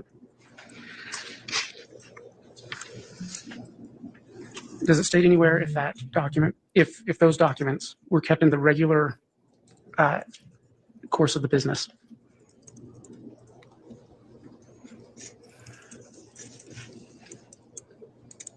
Yes, it does. Okay. Does it state that making those records was a regular practice of that business or of that activity? Yes. Okay. Is this document signed under penalty of perjury? Thank you for Yes, being it is. here. Thank you, Your Honor. I'd ask that State's Exhibit 29A and the accompanying records be allowed into evidence. All right, 29A is an exhibit. When you say the accompanying records, are you talking about exhibit 14? We're already on 1.25 13 and 14, Your right Honor, now. Okay, So it's already which I sped can up. lay further foundation for. well, let's start there with exhibit 29A. Is there any objection to exhibit 29A being introduced? There is, Your Honor. What's the objection? May I have voir dire native objection? You may. Whose signature is on the document there? I don't know how, I'm just fast forwarding past this I part. don't have a copy of 13 and Are you able to tell who it belongs to? Yes, Who did it belong to? Lori Vallow, How did you know that? based on the records on the account, Okay. the photographs and everything attached to it. Okay. Detective, can you look at State's Exhibit, I believe it was 13 and 14?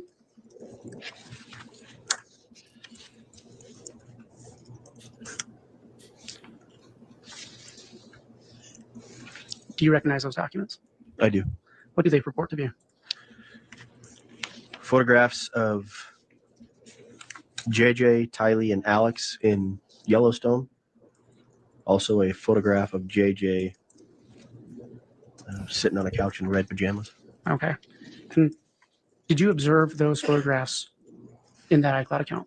Yes, I did. And are those true and accurate representations of the photographs found in the iCloud account, in the Lori for Style iCloud account? Yes, there. Your Honor, I'd move for admission of State's Exhibits 13 and 14. I'll take them up one at a time. On exhibit 13, is there any objection? 13 is which one? The Yellowstone photo? Yes. No objection. Exhibit 13 is admitted, and exhibit 14 is a photo of a child on a couch. No objection. All right, exhibit 14 is also admitted. Thank you, Your Honor. May I publish those to the jury? Yes.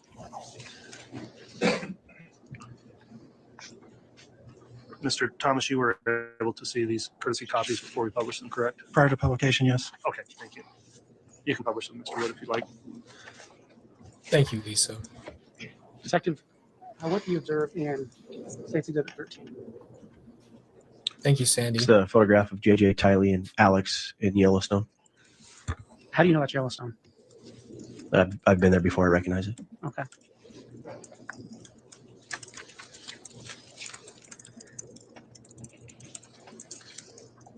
Detective, was there metadata associated with that photo? There was Did it have a date? September 8th, 2019. That's so sweet of you, Carla. Thank you. You guys are so sweet. Is that the Like, same it's not photo you even referred funny. to earlier when we were discussing proof of life? That's correct. You guys are awesome, man. Thank you. Detective, what do you observe in State's Exhibit 14? The picture of JJ Vallow in red pajamas on the couch. Okay. Exactly. Is that the same picture we were speaking about earlier when we spoke about proof of life? I just want to hammer sir. that home real quick, or whatever it's called. Nail that home is it. Just remember, like when we talk about what Ray's done, what all of these amazing people. There's so many people in the FBI, different counties. We're talking about Gilbert and Chandler. Everybody working together with Rexburg. Like it's a huge amount of people who put their lives into this. There's not just one person to thank, but when we do have like Ray and stuff here, like you need to remember that's what we're honoring too, is not just the fact that he's amazing, but what they did. And then on top of it, just enjoying their company and remembering that they need a lot of support too. So we just need to remember there's a lot of people involved here who did a lot for my family. I didn't do this for my family. I didn't bring justice for my family. They did. Does that picture have metadata with it? It does. What was the date on that picture? September 22nd, 2019. Thank you. And perhaps I should have asked, what is metadata? It's just information associated with the picture, date, time, things like that.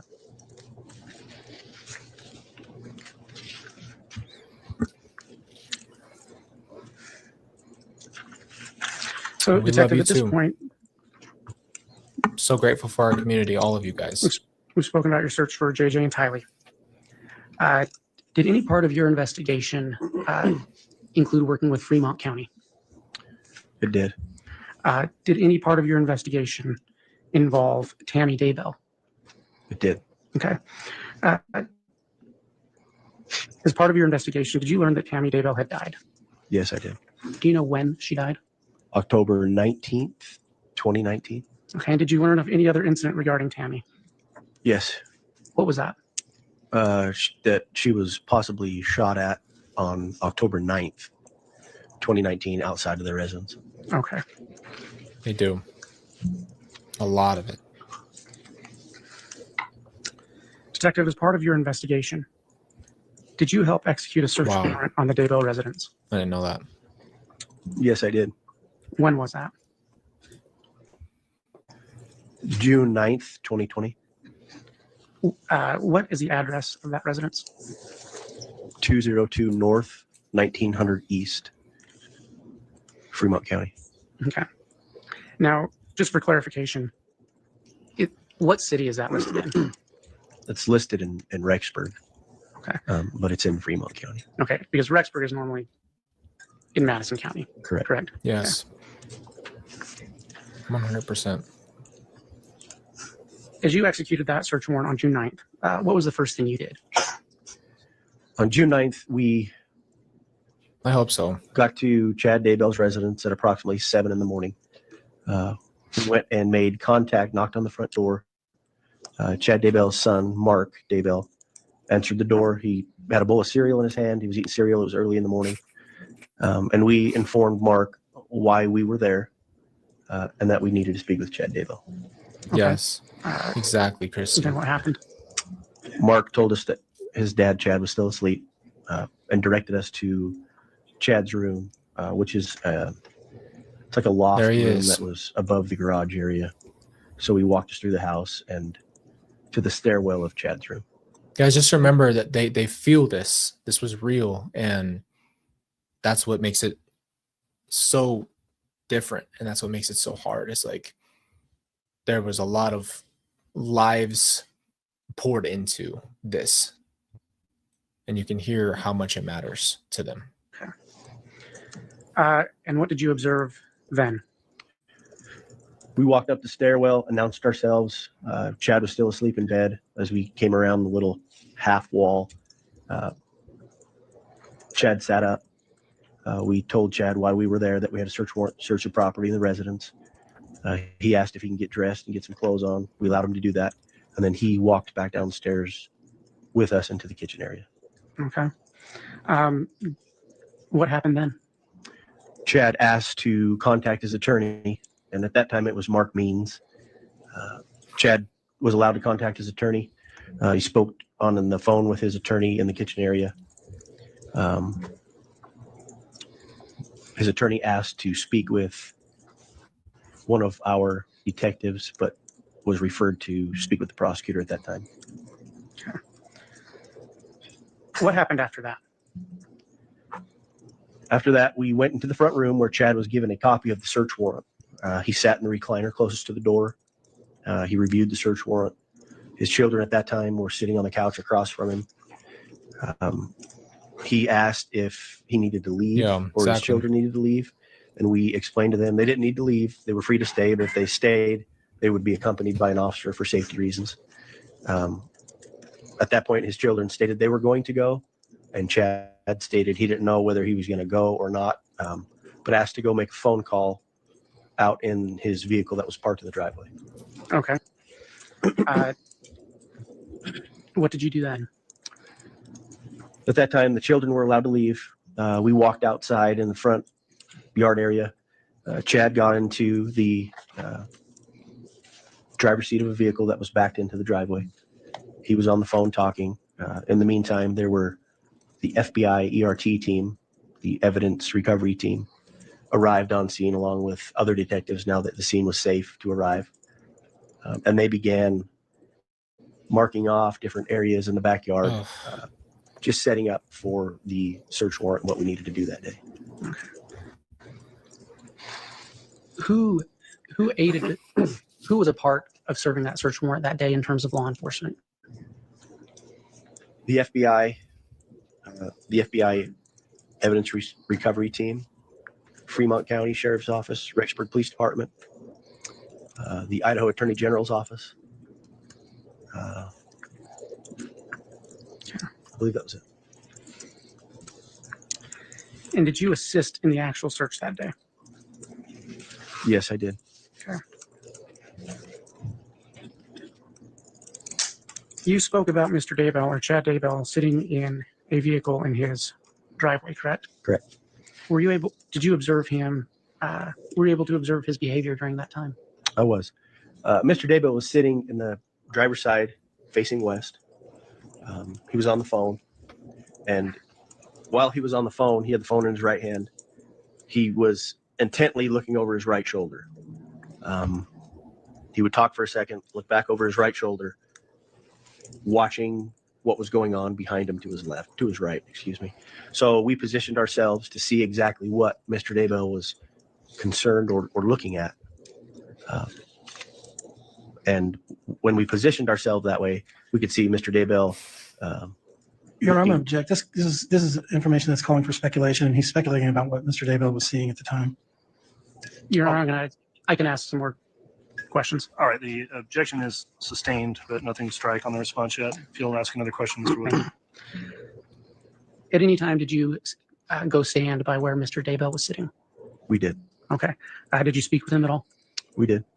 What did you say to him? I asked Mr. Daybell if he needed a coat. Because at that time he was getting out of the vehicle.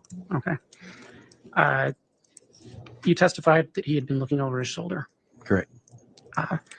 And that you perceived he was looking in a specific direction. Correct. When you went and stood by where Mr. Daybell was, did you look in the direction that it appeared he had been looking in? I did. What did you observe when you looked in that direction? I observed the tree and the pond area on that side of the property. Okay.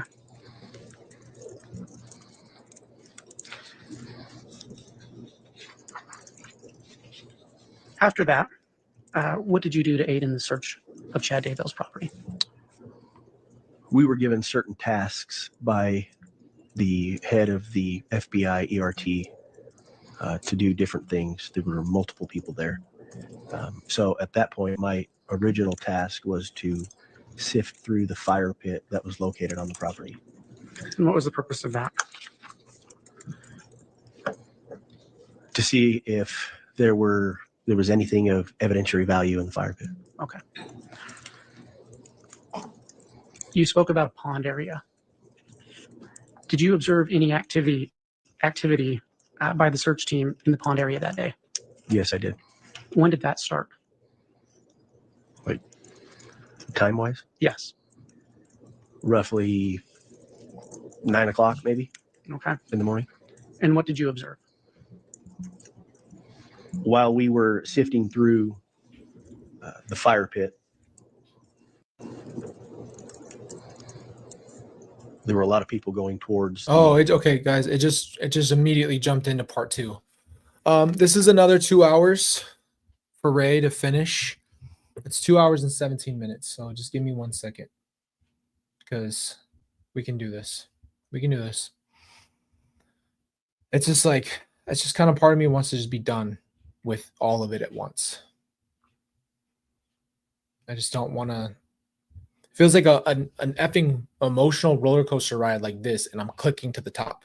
I'm clicking to the top, and at some point, I kind of want it to drop.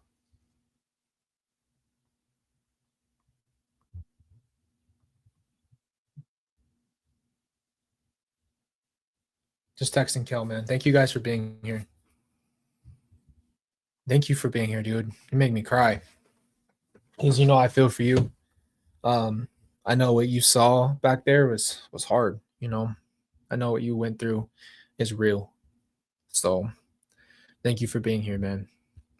You're amazing and you're strong, and we're doing something hard together. Freaking tough, man. It's just a lot, man, because you have to remember it's like so many people back there and like the investment that they had. It's freaking hard.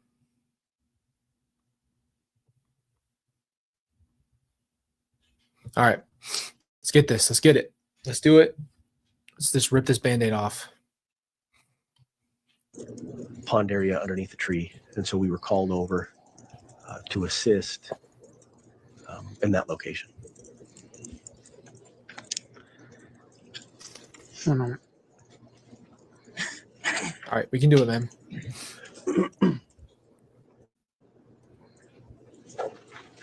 I want you guys to know that this is the reality of reason why I feel the need to listen to this. It's because these are where my questions come in. This is the stuff I know that has been on my mind for a very long time. Just let's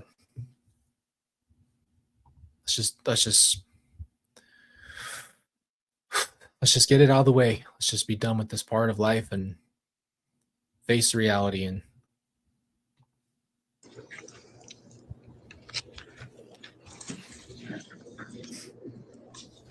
Your Honor, I'm going to ask that the witness be hand states Exhibit 10A, which will be offered as a demonstrative exhibit.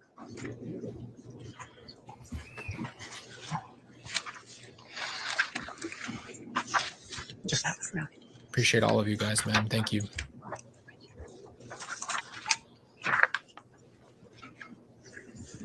Detective Hermosillo, do you recognize State's Exhibit 10A? I don't know what he's looking at. Yes, I do.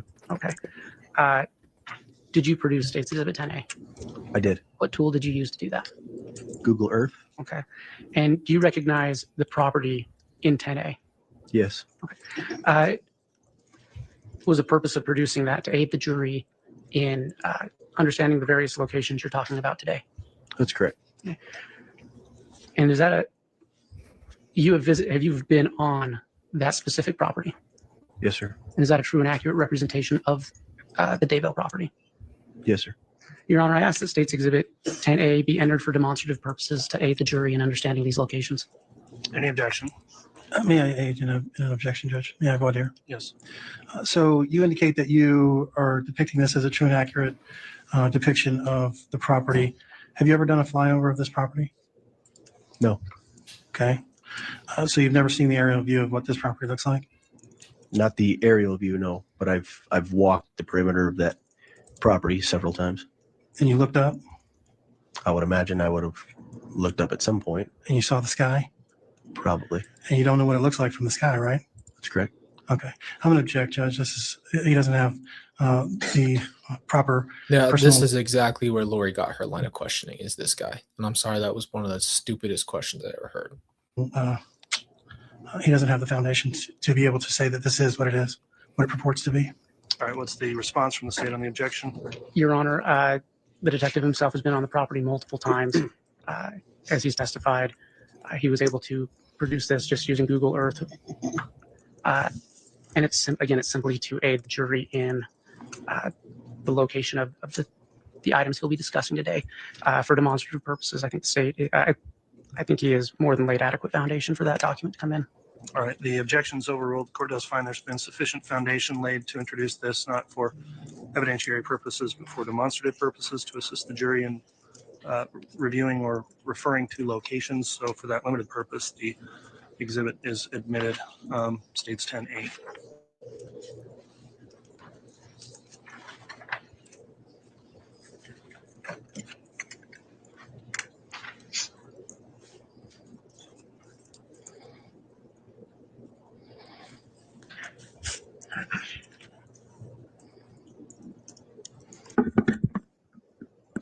Detective, earlier you had talked about the front driveway. Is that, can you see where I'm pointing with my pen? Objection is leading, Judge.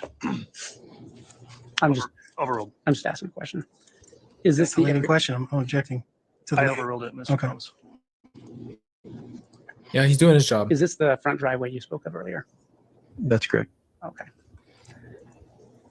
To your knowledge, is all of the property in this picture Chad Daybell's property? Yes. Is this the home?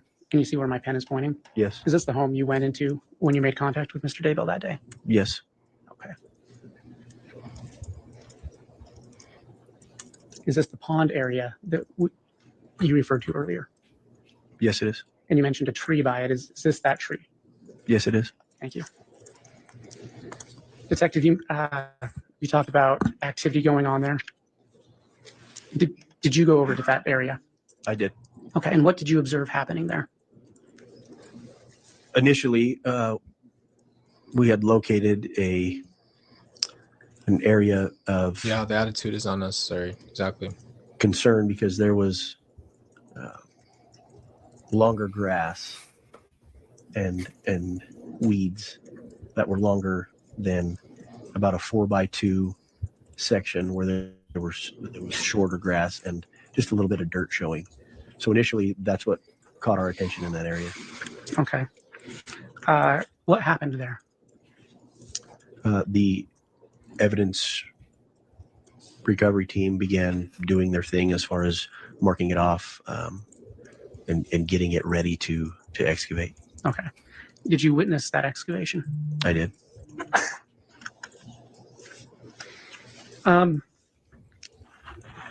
As that excavation took place, what did you observe? I observed the ERT team remove the top layer of soil in that area. As they began removing the top layer of soil, it began to expose 3 large white rocks. And at that point, there was a strong odor of, through my training experience, that was a decomposing body. Okay. Is that something you've smelled before? Unfortunately, yes. Did they uncover those rocks? They did. Under the 3 large rocks, there was 2 pieces of wood paneling, thin wood paneling, under the rocks. Okay. Were those removed? They were removed. Okay. What happened after that? Or what did you observe after that? Once we removed the wood paneling, you could definitely see a difference in soil. The soil began to look moist. So you had a definite distinction between the soil on the outside and the soil in the middle of this area where we began excavating. And so the ERT team slowly, methodically started brushing away the moist soil where we were at. Okay. And I just want to ask you a clarifying question. Were you physically aiding in the excavation? Not then, I was not, no. Okay. Were you watching the the FBI team do that? Yes, I was watching you do that. Once those panels were, well, you've already testified to that. What did you observe next? They began removing the soil. Once they started removing the soil slowly, methodically, we began to see a black, round object starting to protrude through the dirt. Just a few inches deep. It wasn't very deep at all before we saw the round object. It appeared, looking at it, appeared to be like a texture of a plastic bag. Okay. Did they continue to uncover that? They did. What did you observe? They scraped away some more soil around that round object, and it began to take the shape of it looked like the crown of a head protruding through the dirt. Okay. What action was taken next? They continued to dig around that, what we started to call the burial site, and eventually exposed what appeared to be a small body wrapped in black plastic. Okay. At any time, was that plastic cut into? The top of the plastic was cut into where it had been exposed on the crown of the head, yes. Okay. And do you know what the purpose for that was? We wanted to see exactly what it was without manipulating or damaging any of the evidence. So the ERT leader, Steve Daniels, used a sharp instrument, made a slit down the top of the plastic. It exposed a piece of white plastic underneath that. A slit was made in the white plastic, and eventually we were able to see that it looked like brown human hair. Okay. What did you observe at that point? At that point, we were then told that Chad Daybell was leaving his daughter's residence at a high rate of speed. His daughter lives caddy corner to his residence. So we were told he was leaving at a high rate of speed. And at that time, Chad Daybell was pulled over and taken into custody. Okay. At that time, did you return to what you referred to as the burial site by the tree? Yes, I did. What did you observe after that? Eventually, all the dirt was removed from the small body wrapped in plastic. The body was then photographed. ERT took their measurement. I'll tell you this right now, right?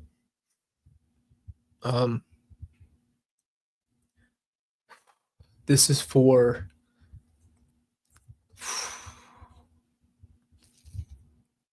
Tylee, this is for JJ, this is for every other victim, the survivor that's had to live through this. I know I don't have to listen to this. I know that. I didn't listen to it for 5 years. I'm listening to this now because I want to help other people. And if I can't face what happened to me fully, I can't really help someone else fully. I won't understand. And I already know how they found my brother, how they found my sister. I just don't know the details. It doesn't ever make it any easier. My heart is for the people who are left with the shock that are surviving this. And you have to remember there's a lot of family members that have people they love have their lives taken, and they need a lot of support, especially in the time that they have to deal with this. So I know we don't have to do this. I'm not doing this for any other reason than I know I want to help other victims, and let's call them survivors. But just know that, man, that's why we're here. That's why we're doing it. And you guys are incredible. I'm just processing what I'm listening to. I'm reading your chats slowly, and it's almost over for me. This is a Band-Aid that I want to rip off because I have a lot of questions. Ray and all of these amazing people did this job, and my questions are being answered. So thank you for being strong. We're doing it, and we're going to continue to do it. The body was eventually removed from the burial site and put into a black body bag, which was locked for evidence purposes and placed in the back of the coroner's vehicle unseen. I want to ask you a clarifying question. You're referring to a body. Had you, other than the slit in the head area, you testified correct that this body was in a black plastic bag? Correct. Did you remove any of the other black plastic at that time? No, it was just, when I testified to that, it was just the shape of a small body wrapped in black plastic. Okay. And you state what was done with that after it was removed from that site? It was placed in the back of the coroner's vehicle and driven to the morgue by the Fremont County coroner and a Fremont County deputy.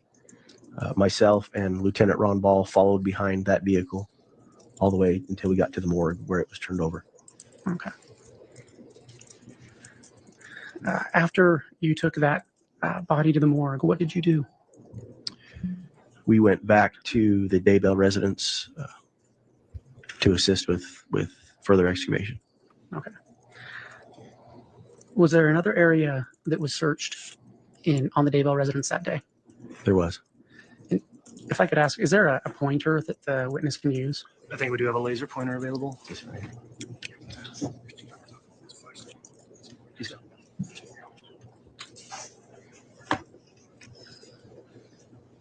Yeah, I saw that, guys. There's nothing wrong with being a For the victim, record, Mr. but Woodland. we don't want to be victimizing ourselves forever. We're survivors, people who go through these things want to survive. Yes, you're still a victim, but all at the same time, we want to be survivors. We want to be survivors of what we've been through. This is what it's all about. It's about surviving outside of it. You're scarred, you're a warrior, you're trying to move on. And we want to be more than just one situation. You are all more than one thing in one situation. I'll do two things. Do I not have the captions on? Sorry about that. There is pointing. If you would just verbally describe what's being pointed out, that'll help it be clear later when it's read. Exactly. Detective, before we move on, can you use the pointer to point to the area we've recently been discussing. Objection vague. Can you Discuss the point whole to the property, area Judge. where, Hang on a sec. Pending Sorry. objection. Overruled. You can inquire. okay. So Well, and to thank clarify, can you That's point exactly to the what I area mean. where the body was found in black plastic? There is a tree right here. On this side of the tree, just underneath, the body was found in black plastic, just underneath that tree. Okay, thank you. You had mentioned a fire pit earlier. Yes, sir. Can you point to where that is? The fire pit is right around here. All right. So you testified you went up to the morgue at the hospital, and you, at that point, you came back to the Daybell residence on June 9th, correct? Correct. And I had asked if there was another area being searched that day. Can you point to where that other area is?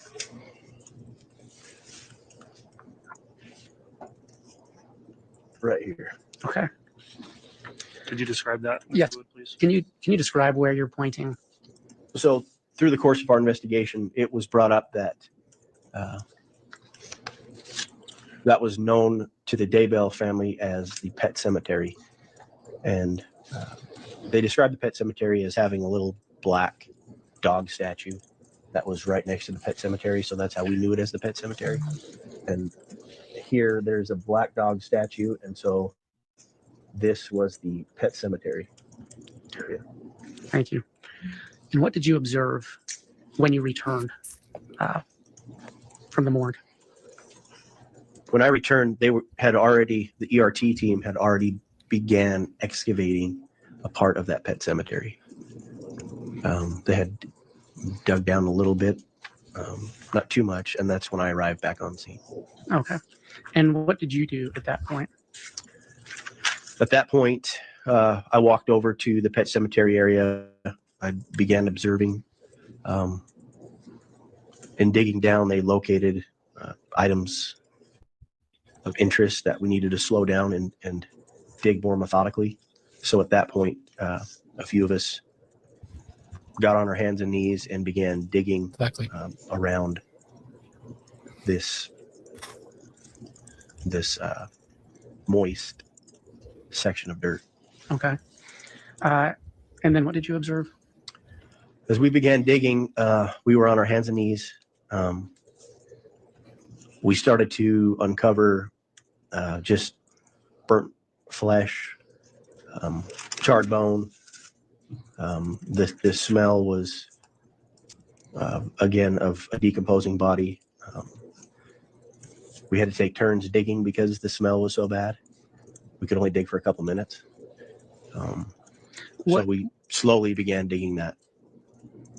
When you say slowly, what tools were you using to dig? Paint brushes, little trowels, just something so we can get just a little bit of dirt up without damaging anything in the ground. Okay.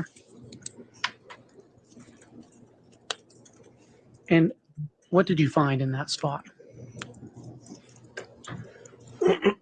Eventually, we uncovered bits and pieces of Tylee, who we assumed was Tylee, that had been burned. There were pieces of bone, like I said, charred flesh.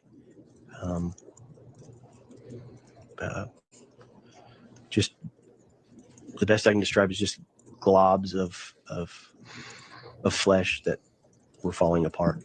Okay. And did you keep digging down? We did. Did you find anything further? Once we removed some of that, underneath there was another round glob of, and sorry for that's the best way I can describe it. Just burnt flesh, bone, all kind of what appeared to be put in a green bucket. The bucket had melted, so it was kind of disformed, and the flesh and bone and was all kind of stuffed in that melted bucket, and so we began digging around that as well. Okay. And what happened as you did that? We were able to, like I said, we were only able to work a couple minutes before we'd have to get switched out by other detectives. We were able to get down all the way to the bottom of the mass, and what the goal was try to get to the bottom to be able to lift it onto a tarp or a body bag. As we got down to the bottom, there was a partial human skull underneath the melted bucket. Okay. Did you attempt to lift it out? We did. What happened? There were 3 or 4 of us that kind of climbed in this little hole, and we attempted to lift it out, but it kind of broke apart because it wasn't really being held in by anything. And so it kind of broke apart, and we had to go in and pick up the pieces out of the hole and put them back into the body bag. Okay. Detective, at this point in your search, was this still on June 9th or was this another day? June 9th. Okay. At any point, did you have to stop working on June 9th? We did. It was getting late in the evening. And so we ended up just deciding to secure the scene and be done for the day. Okay. And when you say secure the scene, what did that mean? Well, the scene was roped off with crime scene tape. There were several officers from Rexburg Police Department, Fremont County Sheriff's Office, that were scheduled to be there all night to watch the scene. We had 2 big light trucks that were given to us by the fire department, also Fremont County Sheriff's Office, to illuminate the scene all night to make sure that the scene wasn't compromised throughout the night. Okay. And so the search continued on June 10th. Correct. What did you observe on June 10th? We went back to that second burial site where Tylee was buried, continued to excavate, get all the pieces and parts out of that hole that we needed to get out. We dug down once we got all the pieces and the bones and flesh out of the hole. We dug down a little further because the ground was still moist, the soil was still moist, so we wanted to make sure we got everything. There were bits and pieces that we found. Once we dug down more, there were teeth and different parts a little bit further down, but we just finished with that, and then Tylee was also put into a body bag and transferred to the morgue in the same manner that we took JJ. And was that at the morgue at Madison Memorial Hospital It was. in Rexburg, Idaho? Correct. Okay. After those remains you discussed were recovered, what was the next part of your investigation? At that point, once we got Tylee out of the ground, we determined that we were going to take JJ and Tylee to the Ada County Coroner's office to get ready for an autopsy the next day. So at that point, they were picked up. JJ and Tylee were picked up from the morgue by the Fremont County Coroner, Brenda Dye, and Detective Kai Kamanu, who drove the coroner's vehicle, and myself and Lieutenant Ron Ball followed behind that vehicle all the way to Boise, where they were dropped off at the Ada County Coroner's office. I'm sorry, what date was that? It was June 10th. Okay. Did anything else happen on June 10th? No. Okay. Your Honor, can I have a quick sidebar? Yes.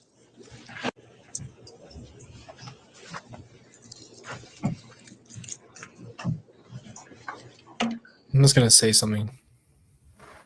You know, it's the most horrendous thing I've ever heard in my life. Obviously, I didn't know every detail. Let me tell you this, though. I want anybody who's lost someone to, if you've ever had someone you love killed, I firmly believe in all my heart that you have to remember that they were not in there. They only had maybe a little bit of suffering, and God is graceful in that way. And it doesn't make it any less hard. me a second. It doesn't make it any less hard, you know. But remember that they weren't in there, and there's just a comfort. I shared with you guys.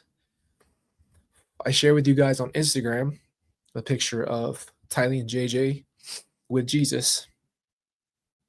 And the longer this has gone on, the longer that I've really found comfort in that moment of realizing, like, there was at one point they were gone and nothing that they could do anymore could hurt them. And now they get to be in paradise, you know? So it's just like, remember that they weren't in there the whole time and that the suffering ended. And I just want to remind that, you know, because I needed that when I lost them. I needed that comfort. And, you know, my heart is so broken for people who've lost their family to anything. Any way you've lost your family members. Doesn't matter if it was that they were killed, if they just passed away, whatever the case is, if they just died. Just know that, man. Just know that God is good, and he's, you know, he takes care of you. Even if it's hard for us to recover, but my heart goes to remember that they are okay and that they are safe and that they weren't in there. It doesn't make it any less hard, though. It's okay to validate that for everybody. It doesn't make it any less inhumane. That doesn't make anything better in that way. But it does help you move at least from a place of being so hurt to at least remembering that there's something after this life. And they didn't just suffer and then they had nothing good. You know, God's got them. Thank you guys for being here. We're going to keep going.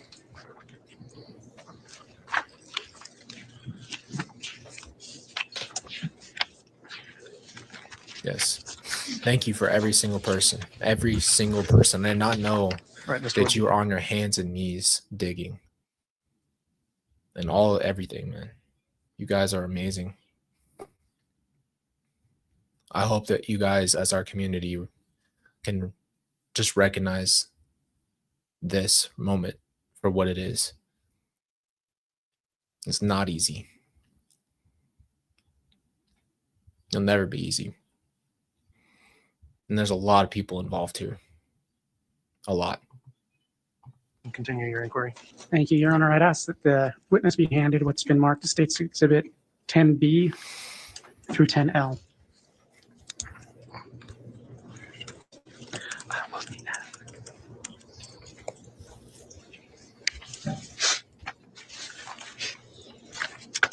Detective, if you can review those and let me know when you're done.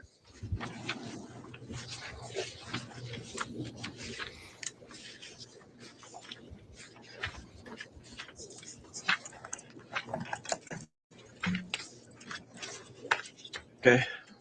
Do you recognize those documents? I do. What do they purport to be? Photographs taken that day at the search warrant at Mr. Daybell's property. What day was that? June 9th, 2020. Okay. And you were present that day? That's correct. All right. And do you recognize each of those individual photos? Yes, Are they true and accurate representations of what you witnessed that day? they are. And Your Honor, the state would move for admission of State's Exhibit 10B through, I believe, through L. Any objection? May I have voir Nate? So 10B,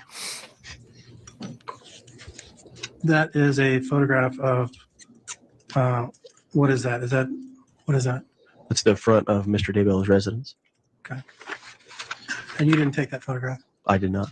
but you recognize the front of the residence? That's correct. 10C, what is that? That is a photograph of the fire pit. You didn't take that photograph? No, sir. Was that taken on the day that you were there? It was. Did you see the photograph being taken? I did not. Your Honor, I'm going to object on relevance. These don't go to foundation. He's already laid an adequate foundation. Is there a objection you're considering that's based on foundation? Or what's the basis of this line of voir dire? Well, I don't know when these were taken. I don't know who took them. And he's saying that all this happened and he saw all of it happen. Okay, well, we'll just go through them individually then, take an objection one by one. So what's the objection on 10B? 10B, you. no objection. All right, 10B is admitted. Let's move on to 10C, which has been offered. Is there an objection? No, no objection. All right, 10C is admitted. 10D, is there an objection to that photograph?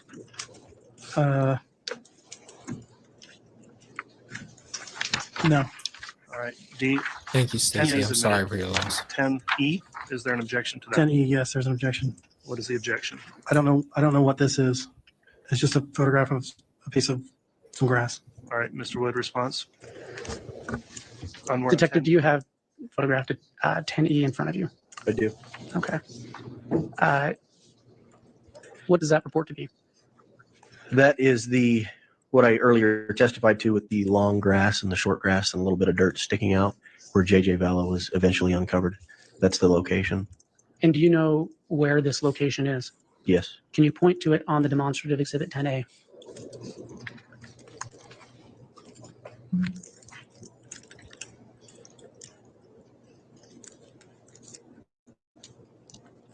Right there.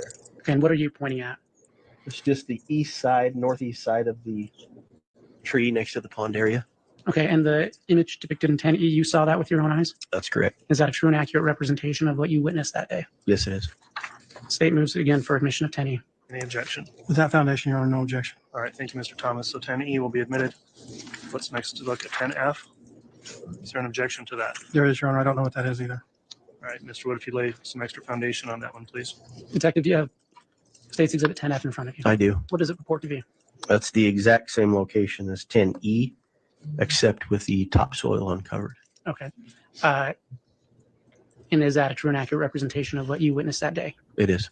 Thank you, Your Honor. Based on what he's just stated and the foundation you laid for the previous photograph, we'd move for the admission of, what number are we on? 10, 10F. 10F. Any objection? Yes, Your Honor. I may have my dear in need of an objection. Briefly, Mr. Thomas, yes. Thank you. So you indicated that you were working at the fire pit, which would have been 10C, when other people were working on the. You know what goes through my mind, if I'm being 100% honest with you? Maybe this is, you know what? There's no wrong thoughts here. What goes through my mind is, how could you sit there as the defendant, Lori, right? The other guys are doing their job. Let's remember that. Like, even if I think the question's dumb, that's my opinion. I could be wrong. They could be really good lawyers. I don't know, because I'm not a lawyer. I'll tell you this, though. Lori knows everything that happened. And for her to even continue to represent herself hurt me. But knowing now, like, just full context that she's sitting there listening to this and has no care. And I think she threw a big, didn't she throw a big fit about not being in there? I do remember that part. I heard that she threw a big fit that she refused to sit in there to look at those pictures. And she was like, wouldn't come back in or something of that nature. I don't know if that's right now. I just remember that at that time. I don't know. That just goes through my mind. Like, this is the mom. This is the mom of those children. And is sitting right there and is asking for somebody to go up in her behalf and argue that Ray's wrong. I just want to give you that context that I was thinking about. Burial site of JJ, is that correct? No, that's not correct. Okay. So I was working at the fire pit. Then we were called down to the area of the pond area because they had located that original spot from 10E. So when I got there, that's when I got there is 10E. I see. Okay. And you remained there throughout the time when they found what was purported to be JJ's body? That's correct. Okay. I have no Your objection. Honor. Your Honor, What was reported to to the be? remainder All right, no of the objection then to the remainder. exhibits. All right, so, and correct me if I'm wrong, Mr. Thomas, without objection, 10F will be admitted, 10G, 10H, 10I, 10J, 10K, and 10L are all admitted into evidence. Mr. Wood, you can continue your examination. Thank you.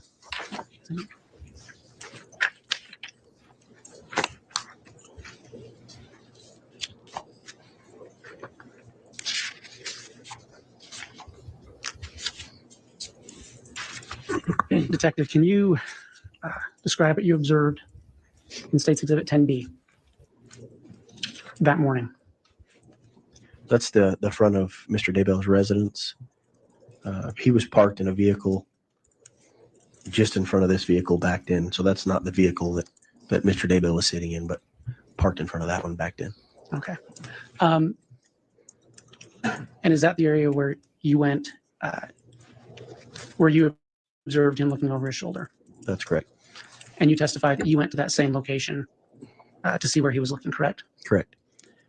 Can you use the pointer and show what you saw when you did that? So when I was standing next to Mr. Daybell's vehicle, it was in this location here. Everybody see that pointer? Your Honor, I wonder if we could dim the lights a little bit. Yes.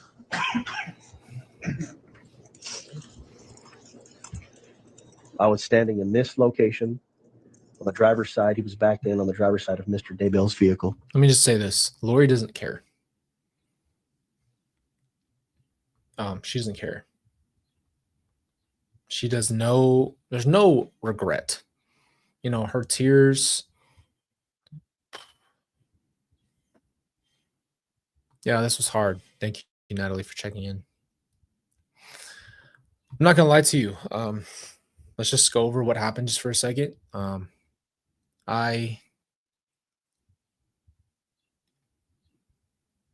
not happy that I listened to it. I'm happy that I don't have to wonder. I've never wanted to have this happen. And I love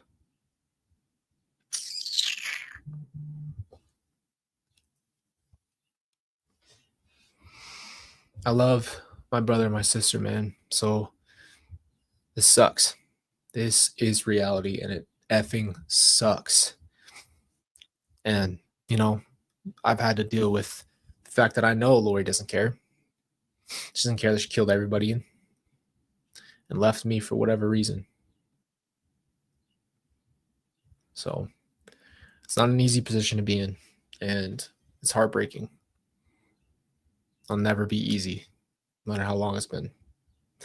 But part of me is just happy to get it out of the way. Like, it's almost like I wish I could explain it better than this, but it feels like the monster in the closet. I've never faced. I've always been scared. I've never thought I would. And a part of me just feels like relief that I just don't have anything hanging over me. I know we're not done with this, but it also gives me better context with Lori and helps me process more in a way. So as hard as this has already been, man, and I'm sure it's going to take a long time to get processed through this, but there's also some things that are validating about that I don't need Lori to be sorry. I don't need her to say she's sorry. And I don't need her to do anything for me to forgive her for me.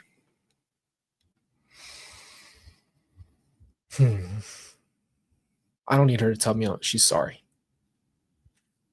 You know, the best thing I ever heard was, do you think that Tylee and JJ are sitting in heaven thinking how much they hate Lori? And I thought to myself about Jesus, man. You know, I'm not trying to preach. I'm just giving you guys my faith. But I remember the moment I decided I wanted to forgive Lori was when I was watching Jesus get nailed to the cross, and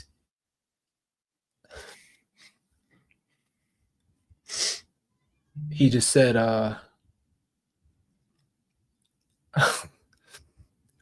come on, Colby.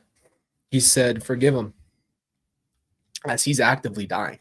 And I remember thinking to myself, the freedom that Tylee and JJ and Charles have from any hatred, man. And it's not that you forgive them for you forgive them for yourself so you can move on. You know what I mean? Like, what are you winning if you hold on to the poison, man, if you hate them forever? And if you get revenge, you're not going to feel better. So just wanted to put that out there, man. Just put that out there. Thank you, babe. What? Love you. Kelsey brought some pasta salad. So I just wanted to say that, man. Just part of this process. Forgiveness isn't this. I think there's probably a lot of misconception of forgiveness. So remember, forgiveness is for you. No matter what someone's done to you, you get to make a decision. It's freedom for you. So.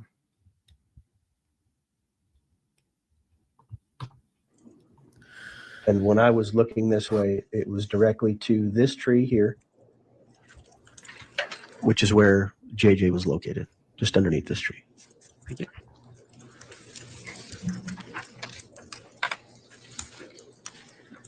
Detective, what did you observe in State's Exhibit 10C? That's the fire pit where I was originally tasked to work. In the fire pit, we also located burnt bone fragments and teeth.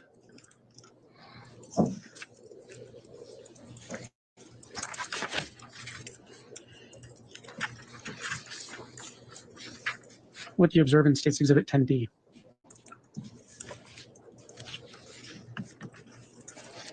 That's standing at the west side of the property facing east. Oh, where is it? And this tree is the tree that JJ was buried underneath, just on the other side of this tree. Your Honor, I'm concerned that the pointer isn't very visible. We probably have another one. Is there a backup pointer we've got? Maybe.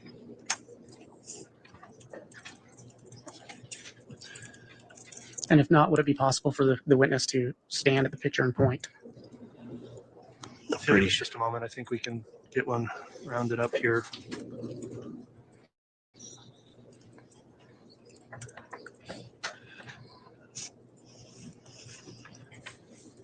While we're waiting on a quick break here for that pointer, if anybody'd like to stand up, stretch their legs, that's certainly fine. You can do that. I think they just skip all this stuff for us, luckily. So hopefully they do. I'll never forget when I had that moment where we did that. They sidebarred, and it was in this trial. I always forget that I testified in this trial because it's just I never listened to it. But I stood up because it was, I was up there for a minute, and I just felt so like for whatever reason, because like different courtrooms are different ways. Like obviously, Lori and her team are there, but like their table's sideways. So if I'm sitting looking at you, their table's in front of me, but facing me in a different way. So like the microphone is where you're at, I'm here on the stand, and then they're constantly staring at you like straight on from the side. And I remember I stood up and I'm just kind of breathing, and I just feel Lori's eyes, and I just feel her staring at me. And like I feel the gravity of the moment. Like I know what it is, and it's hard. Like I've never talked about that, but like I'm literally testifying against my own birth mom for killing my brother, my sister, and my dad. Like it's not an easy thing to be doing. There's a lot of complex emotions that go in there, but I knew that I was only there for justice for my family, and I wasn't there to support her, and I don't feel bad for her, but I say this because I remember that I was getting stared at, and I turned my head to look at her, and I think it was so uncomfortable because I'm standing at the witness stand. I'm standing up, and I'm like, everybody's looking forward, and I just see her mouth like so softly. She goes like just so like over the top, like she said, "I love you," and mouthed it. And I remember thinking to myself, you are seriously so sick. You're so sick. Like there's something so wrong with you. And I remember giving her the biggest stank face ever. Like you don't even know what that means. Like you don't even know what love is. And it's proven in your actions. You don't know what love is. And there's something seriously wrong with you. So just remember that, man. Remember that. Even I'm going to tell you another thing too. I'm going to preach a little bit on this. Even if you feel alone, I have been here. No parents, no siblings, Your family's disappeared. You're completely alone. And you feel like you have nothing to live for and nothing that you can give to anybody for the rest of your life. And God got me through that, and I'm here now with you guys. I just want to take a moment so you can recognize with me together that this community, like, my resilience was not just there. I did not have resilience. I was destroyed by this. I feel like a part of me died, and I felt it. And I discussed this with Brandon in our podcast. Like, a part of me died, dude. It died. A huge part of me died.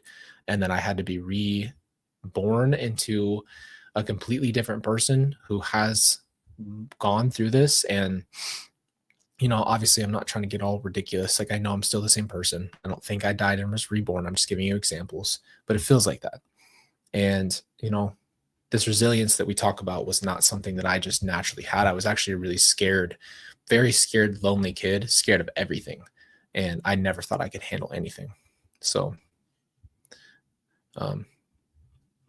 I'm not here just on my own either, you know.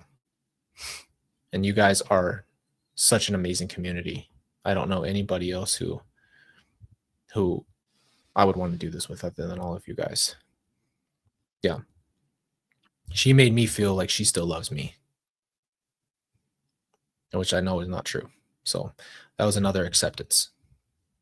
And it's okay to realize that your parent just doesn't have the capability of loving you. It's not you. You are not the problem. And I know that's a whole nother subject, but just remember that. Like, if your parent did not show you the love that you deserved, that does not mean you do not deserve love. That does not mean you're not worthy of love. That is their incapability. That does not reflect to you. So I hope you know that. Pointer is, I'm sorry. I'm still listening, guys. I'm just going to pull this full screen real quick. Detective, can you just describe what you observed in State's Exhibit 10E? That's the photograph that when we were originally working at the fire pit, we were called over. That's directly underneath the tree. And as I earlier testified, the difference in weed growth and the level of grass and a little bit of dirt showing brought our attention over there. So that's what we originally had seen. Okay. Just due to the lighting, can you use the pointer to point out those things you were talking about, where the grass is longer, where it's shorter? The grass is longer up here, and it's shorter through here. Okay, thank you.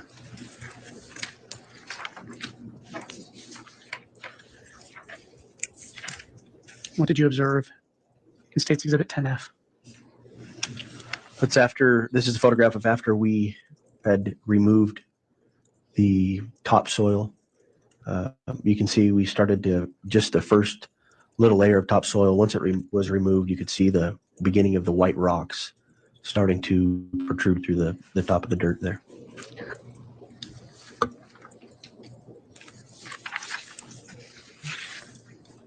What did you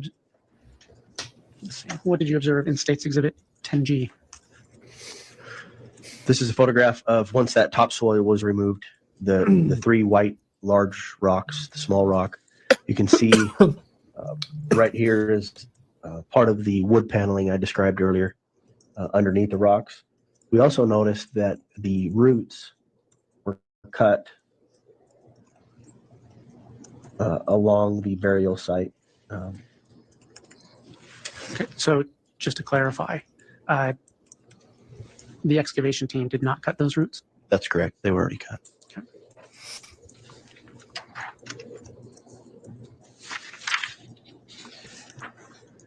What did you observe in State's Exhibit 10H? This is a photograph once we removed the large white rocks, the wood paneling that was underneath them, thin wood paneling. Okay. You had testified earlier about a smell. Correct. Were you able to notice that smell at this point in the excavation? Absolutely. As soon as we removed the topsoil, we were able to smell. Okay.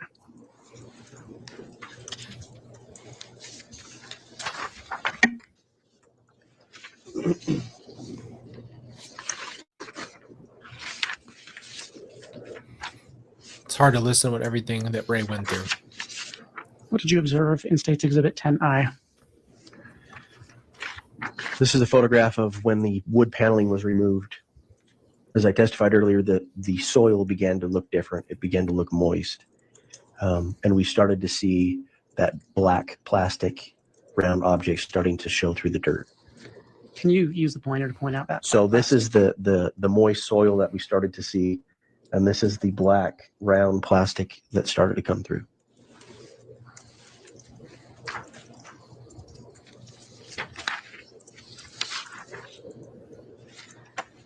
Can you tell the jury what you observed in State's Exhibit 10J?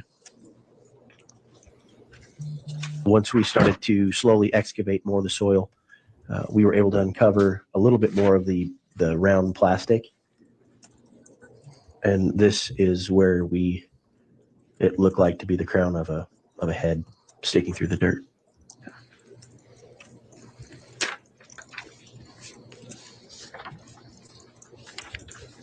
What did you observe in State's Exhibit 10K?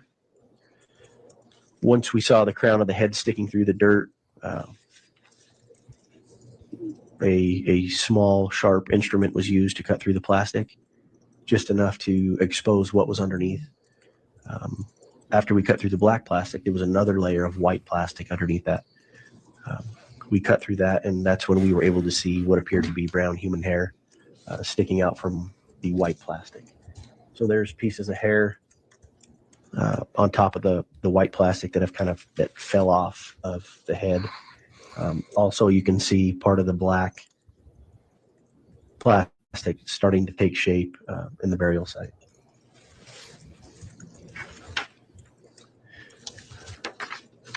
And what do you observe in State's Exhibit 10L? This is where we removed the dirt off of the plastic. It's in the shape of a small human body that looks to be in the black plastic. And at that point, this is where we removed JJ and placed him in a body bag and into the coroner's vehicle, just as is.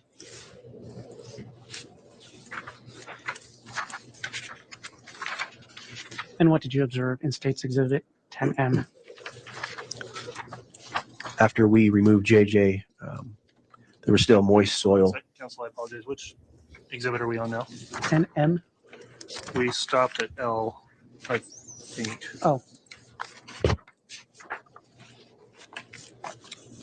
With what was previously moved and admitted. And I don't think I have a courtesy copy of M yet. Yeah, I can't handle Oh, I it's did. Apologies. heart shattering. Okay, Your Honor, if this could be handed back up to the witness and I'll. All right, there was witness Good luck, handed bro. exhibit states Hope you get 10M.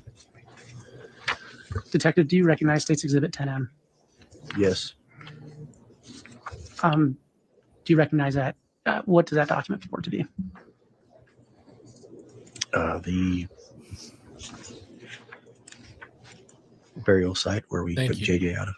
Okay, and were you there the day that photograph was taken? That's correct. And did you observe that with your own eyes? But yeah, I helped lift him out of the burial site. Is that photograph a true and accurate representation of what you witnessed that day? Yes, it is. Your Honor, the state moves for admission of State's Exhibit 10M. Any objection? No. All right. Guys, they're literally presenting the evidence of the pictures of what they physically saw to the jury. And then 10M is admitted. And you can publish So it. I just want to understand this so we can, I don't even know if Ray's here, but we're just going to say it. Ray picked JJ up out of his grave. Picked him up. And then gets on his hands and knees and digs for Tylee. If you don't understand how real that is and how personal that is, I don't know. Just want you guys to know what this man's done. I've never heard this, so I didn't even know how it worked. I don't think you think of those type of details. But he did that, you know? That is not easy, man. Man is a hero for real. All of them are. All of them. Thank you.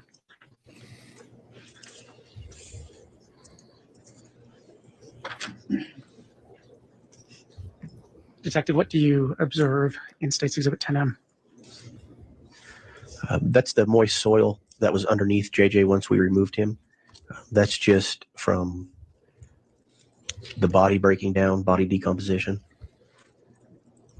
So we dug further than that moist soil just to make sure we got everything, and that's what that's a photograph of. Okay. Did you find anything else buried there? No. Okay.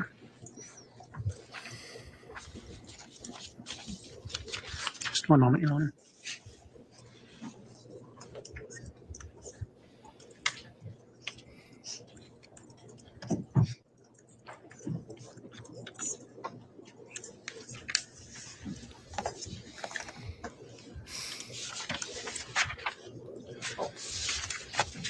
Fast forward. Council, we have a brief sidebar, please.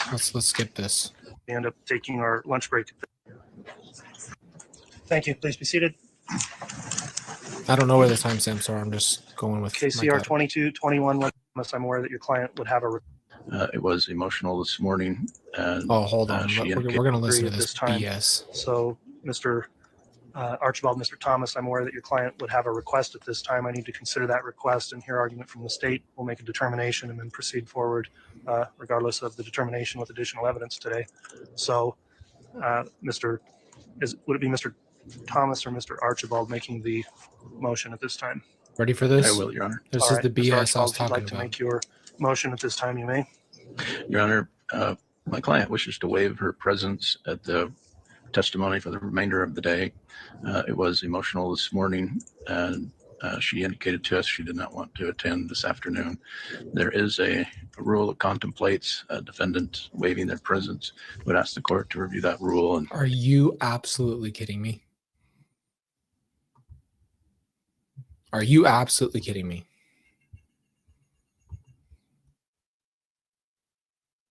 What, you didn't want to feel the weight of what you did? She makes it about her. Do you understand what I'm trying to tell you? How I grew up. This is it. Example A. This is who this woman is. She's too emotional after killing everybody because she doesn't want to sit in there and feel the weight of that moment. But then decides, after all this, you know what? I'm just going to represent myself. Crazy stuff, man. Thank you, Tom.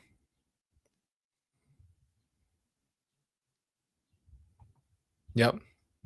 That's what I remember. She's tried to get out of this multiple times, mind you. Anytime they were presenting stuff with the kids, like shit, like it hurt her. She was playing the jury. She was playing that jury. She thought that they were going to see that she's so, oh, I can't handle this. You killed them. any relevant case law. Sick, man. We would remind the court of the history of this case with my client, her fragile state of mind, the mental health concerns, the myriad reports that have been filed about her mental health to justify such a request. All right. Thank you, Mr. Archibald. Who's going to respond on behalf of the state? Thank you, Your Honor. I will be responding for the state. Your Honor, Idaho Rule 43 favors a defendant being present for the duration of trial. While there are some exceptions outlined, in doing some quick research, case law indicates that there is no absolute right for a defendant not to be present. They do, however, have an absolute right to be present at trial. In addition, case law is clear, as well as Idaho Rule 43, that a court can require the defendant's present.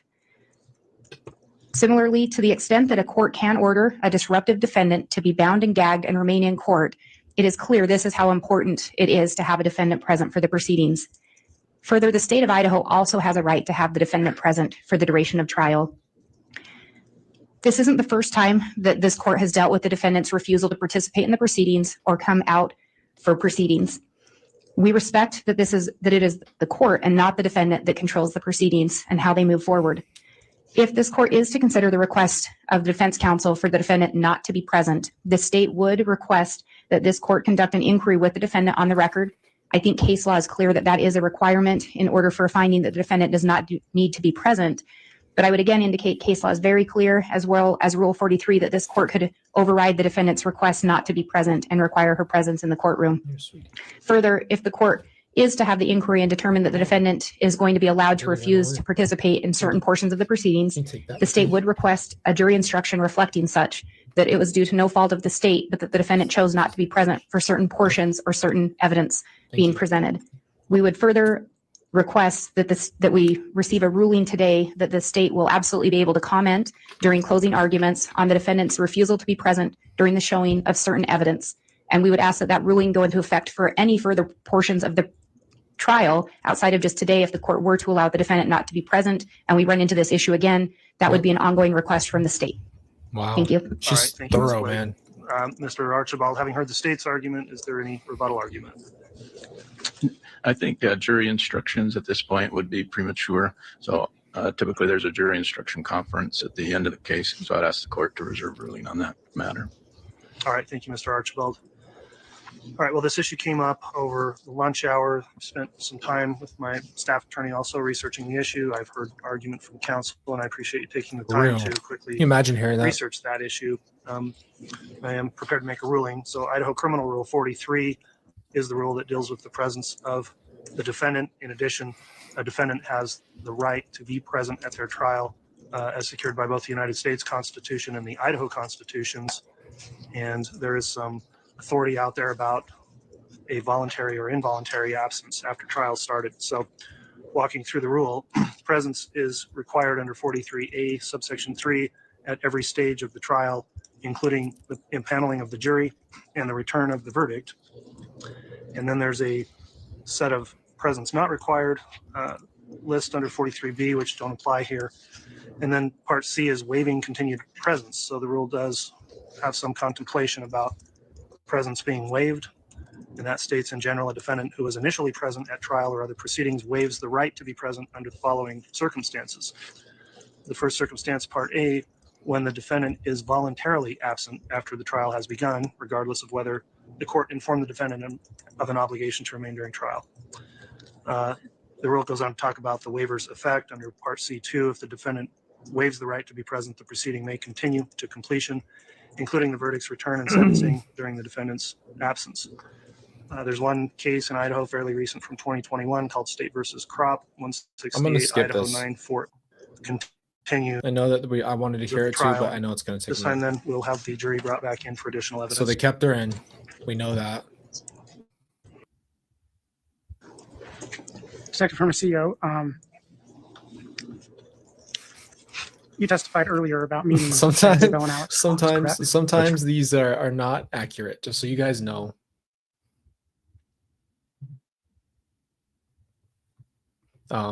These are not accurate things. It says Chad Babel, like there's just wild things on there. And you testified that you found Mr. Daybell's answer to one of your questions suspicious because you knew he was married to Lori Daybell, correct? Correct. Through your investigation, do you know when they were married? November 5th, 2019.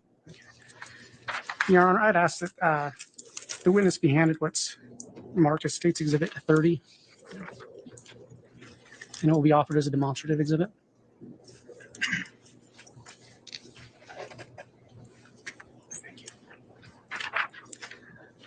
Detective, so far throughout this trial, there have been many names and individuals listed. Did you put together a chart with associated pictures and names to aid the jury in understanding your testimony? I did. And did you do that to also help the jury keep track of the numerous individuals in this case? Yes. Can you look at State's Exhibit 30? What does that purport to be? The exhibit I created with the various names and pictures. Okay. And are those names matched to the pictures Yes. of the individuals who they purport to be? Yes. Your Honor, for demonstrative purposes and to aid the jury, I'd ask the State's Exhibit 30 be entered into evidence. Any objection? I've not received Exhibit 30. I have 31 and 31A and 31B.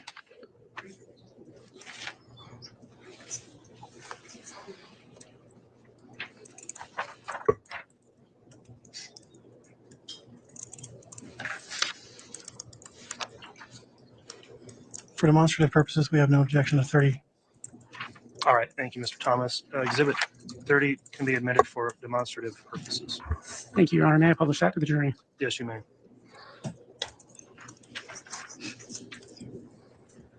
Detective, who do you observe on State's Exhibit 30? Lori Vallow And then, Daybell, actually, I'm going to stop you. Can you use the pointer and point to who you're talking about?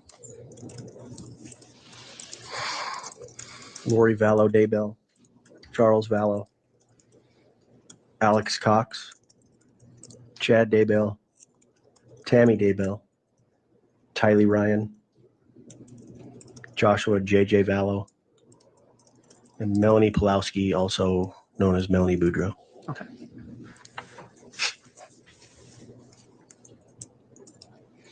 Your Honor, I'd also ask that the witness be handed State's Exhibits 31A and 31B. These will also be offered for demonstrative purposes.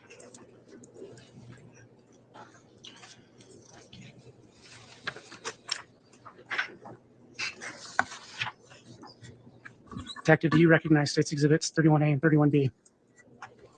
I do. Okay. There have been many dates and events discussed thus far.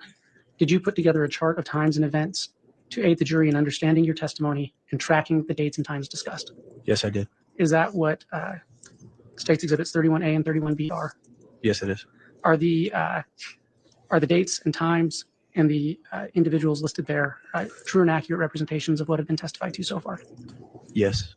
Your Honor, the state would, for demonstrative purposes, ask for the admission of State's Exhibits 31A and 31B. All right, let's start with 31A. Is there any objection to the admission of that as a demonstrative exhibit? No. 31A will be admitted, and as to 31B, any objection? No. 31B is also admitted as a demonstrative exhibit.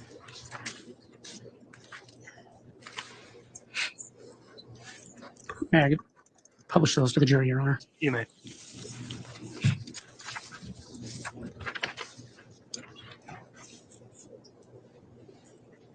Detective, similarly, can you use your pointer and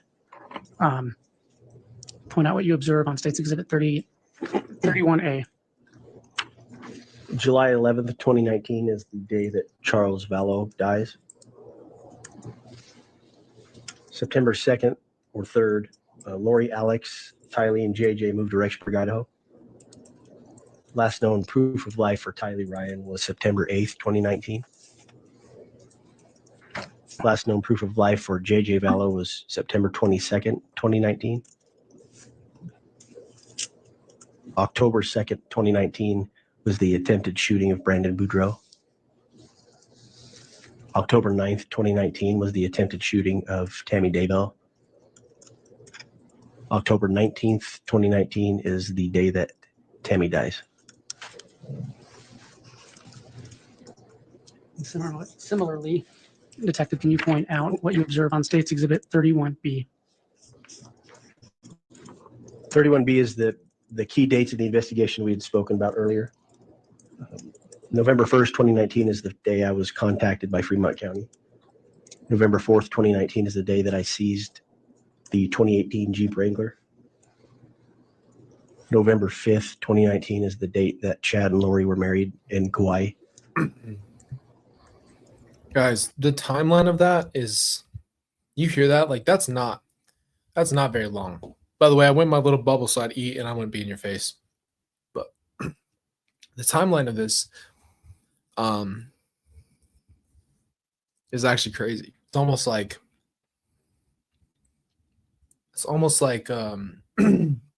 like, let's do it as fast as we can. You know? Like, I can't imagine what they were thinking. Ever. I'll never be able to get into their minds on that. November 25th, 2019 is the day that I was requested to do a welfare check on JJ Vallow. November 26th, 2019 is the date that I contacted Alex Cox and Chad Daybell outside of that residence. November 27th, 2019 was the date we executed the search warrant at Lori Vallow's residence. June 9th, 2020 was the day we executed the search warrant at Chad Daybell's residence. Never forget that. And June 10th is the day we went to the Ada County Coroner's office. Thank you.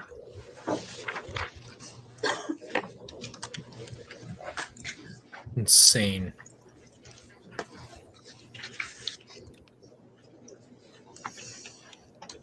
All the work that's been put into this, man, just to get it to that point, just to get it ready for trial. How do you organize all of that? It's so hard. You have to present it to other people that have nothing, no idea. And then they're traumatized. The jurors have to be traumatized. I can't even imagine that. Your Honor, I'd ask that the witness be handed State's Exhibits 11A through 11G.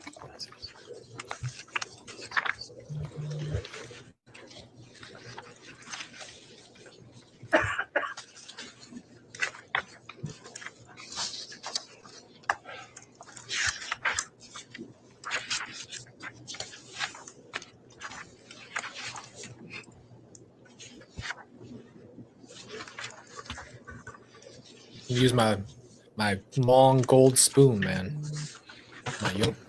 Detective, do you recognize those exhibits? I do. What do they purport to be? They are the photographs of the pet cemetery and the burial site that we later located Tylee Ryan. Okay, is this the same area you testified, or is this the same pet cemetery area you testified to earlier today? Yes. Okay, and this is something you saw with your own eyes? Yes. And you saw this on June 9th and June 10th, 2020? Yes, that's correct. It's protein. It's a protein Your Honor, shake. I'd ask that State's Exhibits. Sorry, I try to minimize myself while I drink. One moment, Your Honor. I'd ask that State's Exhibits 11A through 11G be entered into evidence. All right, any objection to any of those exhibits from the defense? Okay, just a second. You may.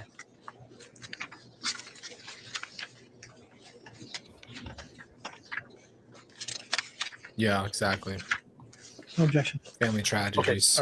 just to keep the record clear. I'm sure that that's what they had to do to frame it and say those words. So that's where she got it from, because obviously she's never done that before. So I'm sure a lot of the stuff that they were telling her behind the scenes on what to call it is how it worked. Again, that's their job. It states 11A, 11B, 11C, 11D, 11E, 11F, and 11G have all been admitted and may be published.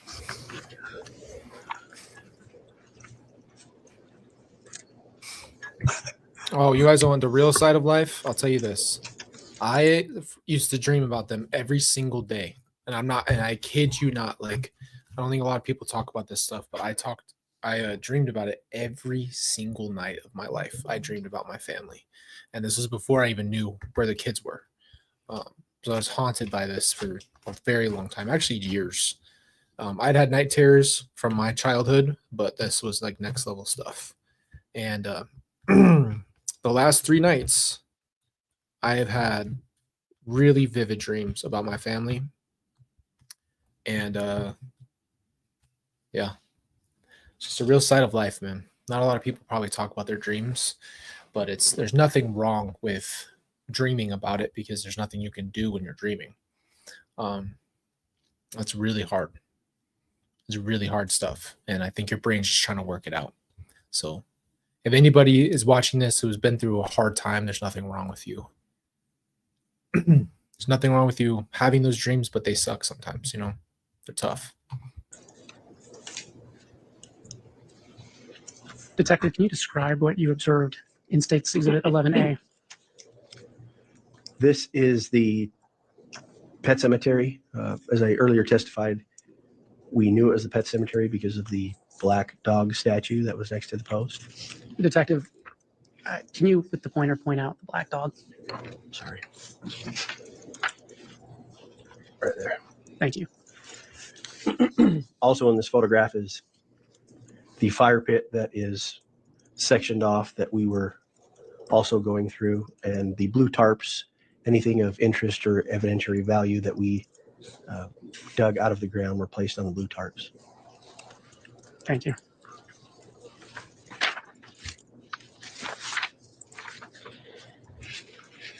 Detective, can you describe what you observed in State's Exhibit 11B? As I testified earlier, when we began digging down, we could notice the difference in soil from dry soil to a moist soil, and we started to get into clumps of rotted flesh, charred flesh. Yeah. And this is They did. So from what I understand, they swung the pendulum, and that's how he decided light or dark. But let's be honest, it was a biased list. Obviously, it was a fake list. It's a fake thing. It's not a real. There's no way to read it. But I'm telling you, I mean, they just picked everybody they didn't like and said, "Oh yeah, that person's dark." How convenient is that? starting to get down into the rotted flesh and the charred flesh. There's a piece of broken charred bone sticking up through the dirt. And that's what that photograph is. Detective, can you describe what you observed in State's Exhibit 11C? Sorry, maybe that's this one. Can you As we imagine began digging down and that this, someone tells you as your spiritual leader that he's going to go stand somewhere and just do this with his hand, and depending on where it lands on his hand, that person's light or dark and could possibly have their life taken. That is the only basis that you need. Let's all have brains here. the flesh and bone began coming out of the ground, we had our rubber gloves on, grab it out of the ground and place it on the blue tarp that I described earlier. This is just a portion of some of the flesh and charred bone, Exactly. broken bone that we had uncovered at that time. It still has some dirt on the charred flesh, but there's bone fragments. There's some more bone fragments, some bone there, and the rotted, charred flesh that was attached to that bone.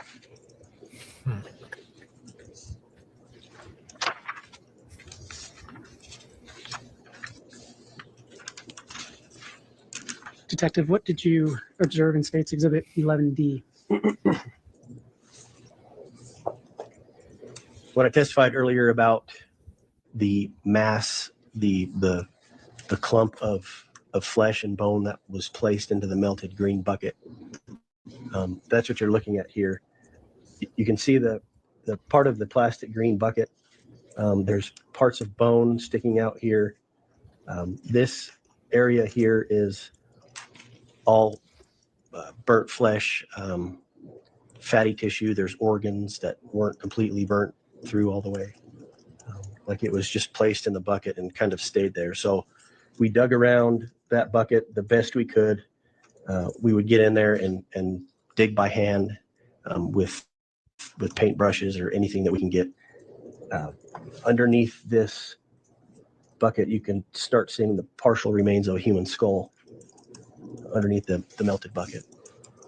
Detective, how long did this process take you? Hours. Like I said, we were only able to get down there on our hands and knees for a couple minutes before we had to have somebody else come relieve us because of the smell.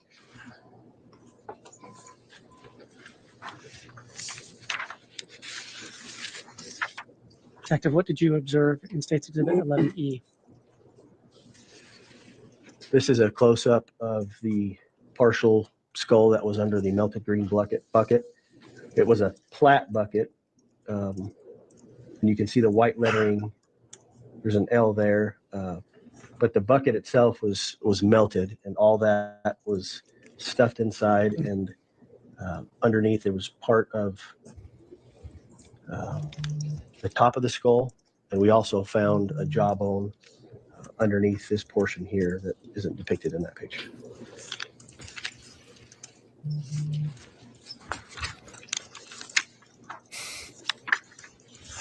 Sickest thing I've ever heard in my life, dude. Detective, what did you observe in State's Exhibit 11F? After we removed that mass of flesh, after it broke into clumps and we tried to pick it up and it broke up, and we had to by hand pick everything up and put it onto the tarp. That's what was left. It was the moist soil. And so we dug down a little bit more, found some teeth. But that is after we took the the teeth and the flesh, everything out of the hole. That's what was left, was the moist soil. We dug down further to make sure that we had found everything, and there was nothing else after that.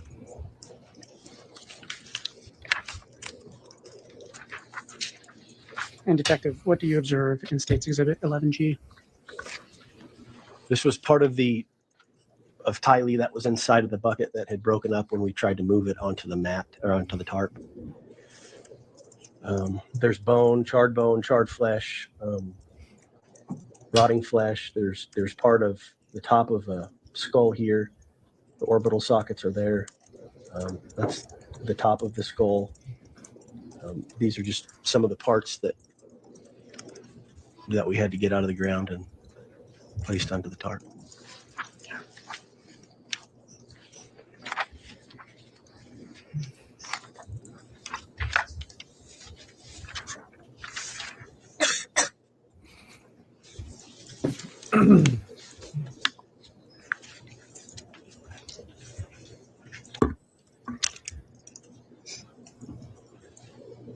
Detective, I believe you testified earlier that on June 10th, you and Detective Ball followed the Fremont County coroner and took these remains to Ada County. Is that correct?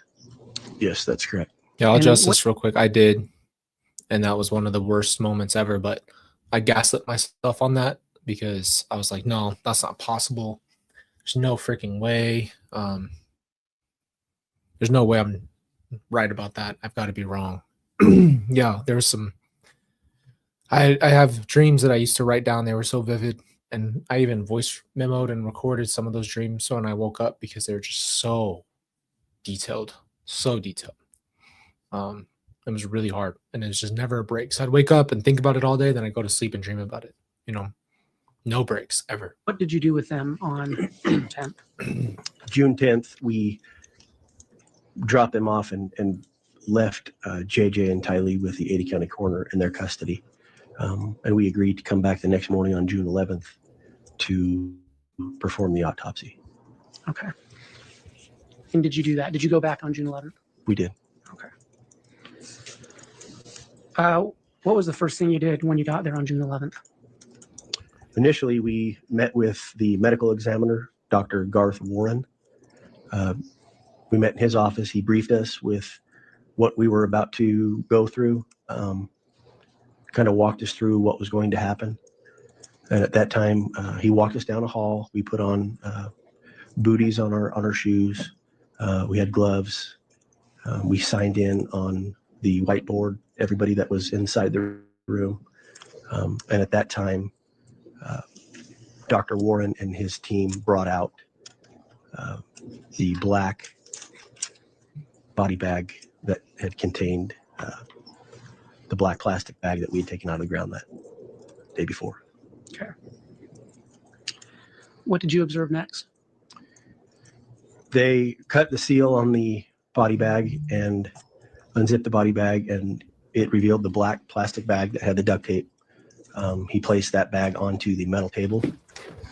It still had dirt on it from when we had taken it out of the ground. So close. They took photographs, did whatever they need to do, and Thank you. Thank you, Tom. they cut down the center of the black plastic bag. When they cut down that plastic bag, what did you observe? I saw a little boy in red pajamas. He had a white plastic bag around his head, several layers of duct tape from his chin to his forehead area. His arms were duct taped with several layers of duct tape. His arms were folded like this across his chest. You guys see that? His feet were also duct taped and bound. He had a white and blue child's blanket placed on top of him. Okay. What did you observe happen next? Dr. Warren cut open the bag that was wrapped over JJ's head, exposing what was underneath. And underneath that white plastic bag, there was another layer of duct tape across his mouth from jawline to jawline. And then what happened? He then cut the duct tape away from his arms to expose his wrists and his forearms. And when he did that, there was also another level of duct tape wrapped around his wrists. So his wrists were bound this way. Yeah.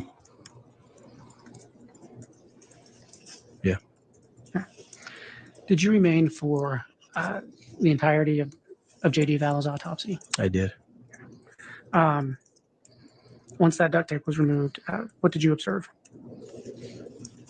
Through the videos and pictures that we had seen of JJ for the last 8 months, the nonstop looking, the tips coming in, the everything we had obtained and looked at, I was able to recognize that same little boy lying on the table to be JJ Vallow. He had the same haircut. It was short on the sides, long brown hair on the top. So I recognized him as JJ. Okay. Was there anything else that was that stood out to you during that autopsy? His pajamas were soaked with body decomposition. He still had on his pull-up nighttime diaper. There was some visible bruising on his arms that the medical examiner had pointed out to us.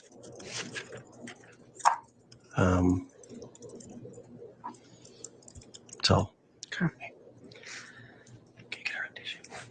Oh, sorry. Detective, upon the completion of the autopsy of J.J. Vallow, what did you do? I'm sorry, can you repeat the question? Yeah. Upon the completion of J.J. Vallow's autopsy, what did you do next? Dr. Warren brought in the second set of remains of Tylee. He undid the body bag. Once he saw what was inside the body bag, he had advised us that there wasn't anything he was going to do that evening, that we can come back the next day. And so at that point, we left the coroner's office. Okay. One moment, Your Honor.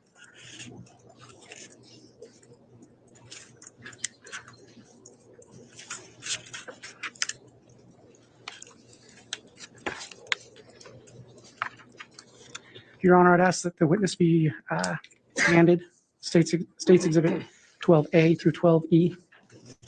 A and B, A through E. A through E, thank you. Detective, if you'll look at those and let me know when you've had a chance to review them.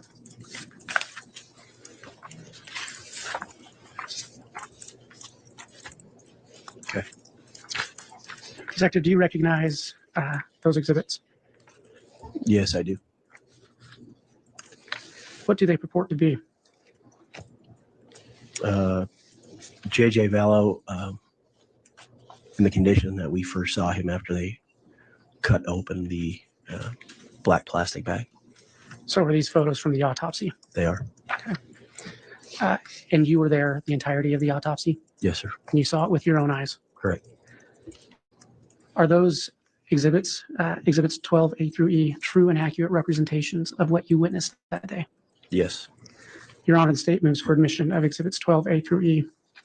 All right, is there any objection to states A through E, Exhibit 12?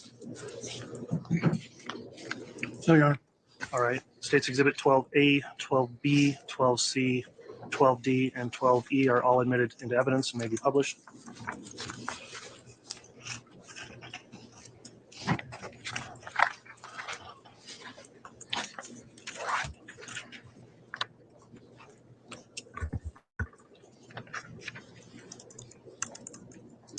Detective, what did you observe in State's Exhibit 12A?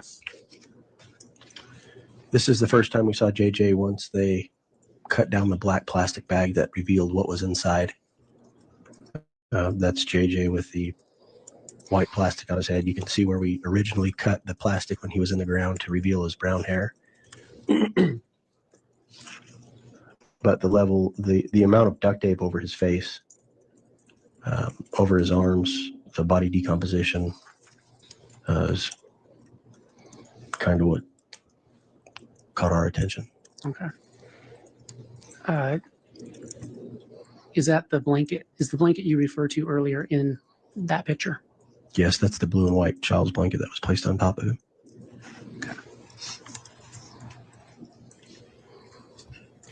I just want you guys to know that just for them to have to see that, you know, like all of it, man.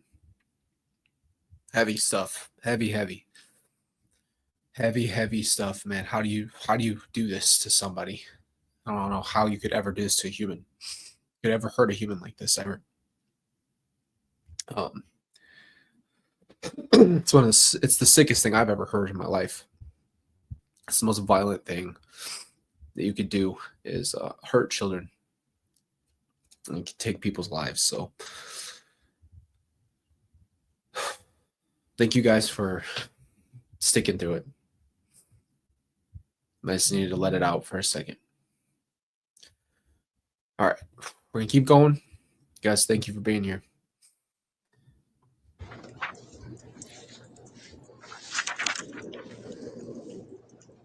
Detective, what did you observe in State's Exhibit 12B? That's the legs of JJ. He's still wearing the Skechers socks.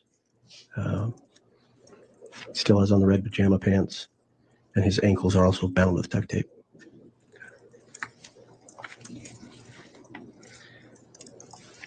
Were you able to observe any decomposition fluid in that area that's shown in that picture? Yes, it's hard to see in the picture, but the whole bottom half of his red pajamas were soaked with body decomposition. Thank you.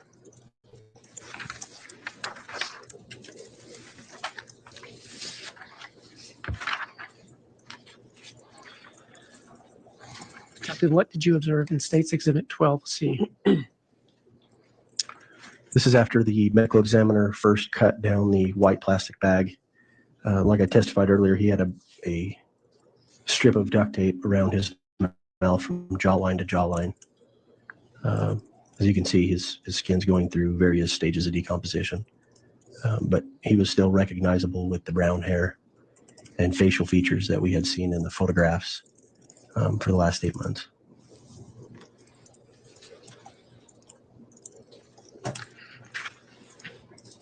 That's exactly my point, man. Detective, what did you observe in State's You're telling me Exhibit that even if she didn't do it or whatever, she didn't know what stage they were in and that she wanted to walk out of the courtroom because it hurt her. It's for her mental health, right? 12D? That's the white plastic bag that was placed over JJ's head. It appeared to be the waffle style type expandable trash bag Exactly. that people normally put in their kitchen, had a red drawstring. But that's what was over his head. And what you're looking at, there's pieces of duct tape that were attached to that. And this is just body decomposition that was inside the plastic bag from his face.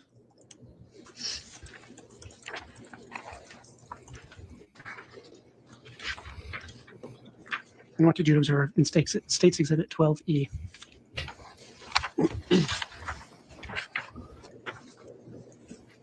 That's a picture of JJ still with the duct tape around his mouth, just a close-up picture. Like I testified earlier, you could still see the long brown hair, the shape of his head. It was very easily to identify that little boy on the table as the one we had been looking for the last 8 months. Okay.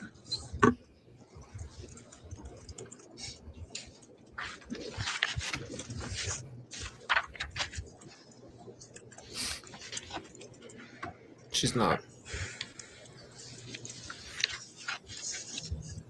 Detective, did you do Thank you. After the autopsy of JJ, did you do anything else in Ada County in regards to his remains? I assisted Lieutenant Ron Ball with transporting various items from the autopsy to the Idaho State Lab the next day on June 12th. Okay. Did you do anything further with any of the remains of Tylee Ryan in Ada County? No. Okay. Just one moment, Your Honor.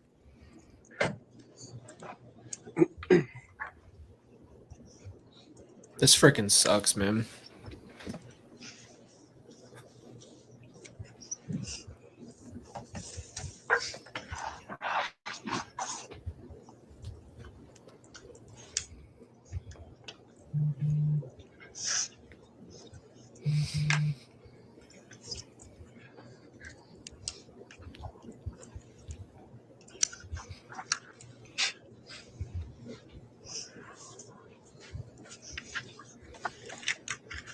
Your Honor, the state has no further questions for Detective Hermosillo at this time. Due to the nature of this case, we may need to recall him at other times due to the nature of the investigation. But for purposes of today, we have no further questions. All right, thank you, Mr. Wood. I'll allow for cross-examination. Tell me he does not get I realize crossed. we took a long lunch break. However, given the evidence just published, I think it would be appropriate to allow another break for the jurors just to clear the air for a moment, and then we'll allow for some cross-examination. So we'll try to make this a quick break. I say that, but 15 minutes. Hopefully, we'll be back. There's on no with shot he gets cross-examination. crossed. We'll be in recess. Can you just hold on just a second? Officer Bell.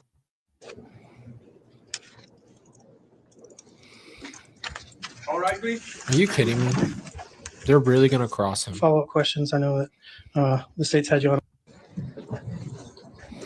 So I just want to. Back I on the have record, to Chief. talk about it because it's pissing me off. The idea. How could Lori even think that I would not know how they found them and how that is not possible? That's what happened. That her story that Tylee killed JJ. Like, can you imagine you call your mom and try to see if she would just tell you anything that's true? And instead of that, she tells you the most absolute worst thing she could possibly tell you, which is, just so you know, your sister's the one that killed your brother, and this is her fault. And I didn't do anything. I don't know why I'm in jail. That really sucks, and you should feel bad for me. Can you? I just want you to like think of that for just half a second. Like, that is literally what has happened in this situation. And she had to sit there and deal with this and face this multiple times. She had to face it for every single one of the people that she tried to kill and that she tried to kill Brandon. And this is what she'd rather do, is tell you that it was someone else's fault. It was Tylee's fault. That's just what it is. CR 22-21-1624, State versus Lori Noreen Vallow. We took a mid-afternoon break. Detective Hermosillo, you are still under oath, I'll remind you. At this time, the defense may be allowed cross-examination. Mr. Thomas, you can inquire. Your Honor.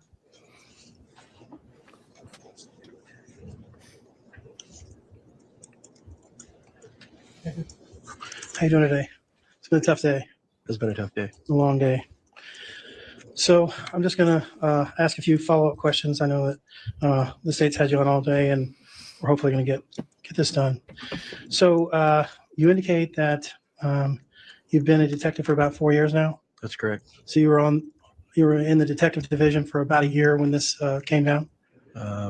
Under a year. Under a year. Okay. And so you indicate the first opportunity you had to get involved in this case, I believe, was on November the 1st. Is that correct? That's correct. And that's when you were contacted by Gilbert PD, right? No, sir. I was contacted by Fremont County on November 1st. Oh, Fremont County. When were you contacted by Gilbert? What were you? Let's just start there. What happened with Fremont County? Why were you contacted by them? They advised me that there was a Jeep in our jurisdiction, possibly, that was involved with the attempted homicide of Brandon Boudreaux. After Fremont called me, I then contacted Gilbert to get more information. Okay, so that's where it came. Okay, so you were first contacted by Fremont, and then you got in touch with Arizona, Gilbert, Arizona. Is that That's right? correct. Okay, all right. And was that also on November the 1st? Did all that happen like in a series of hours or something like that? Correct. Okay. And then they asked you to seize a Jeep, a gray Jeep, and you indicated that you were having some intermittent surveillance, right? Correct. All right. So tell me a little bit about the intermittent Yeah. surveillance. How intermittent, I guess, is what I want to know. Yep. Throughout November 1st into, I'd say starting November 1st, it was probably 15 hours worth of surveillance off and on. And I guess I'm asking how over the course of how many days? Over the course of 2 weeks, probably. Okay. And then Right. did you ultimately find the vehicle during that 2-week period? I found it on the 4th of November. Okay. And so your 15 hours of intermittent surveillance on Chad and Lori, that was between November 1st and about November 15th. Is that right? Yeah, roughly. Okay.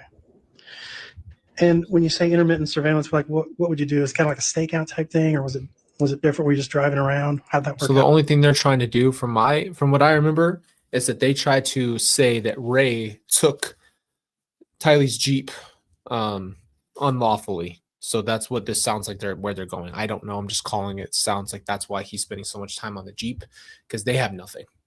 They have nothing. And again, I've only just now paid attention. Really, if I'm being honest with you, I think it was the first time I ever really watched court all the way through, listened to everything, was with Brandon's, but I started doing that with Charles's. So listening to Lori and those, and now going backwards, this must have been where she got this from. This guy. Yeah, we parked This in guy. front of the residence when we didn't have other things going on. Took a couple photographs if we could. But basically, we were there to give any intel to Gilbert Police in reference to that.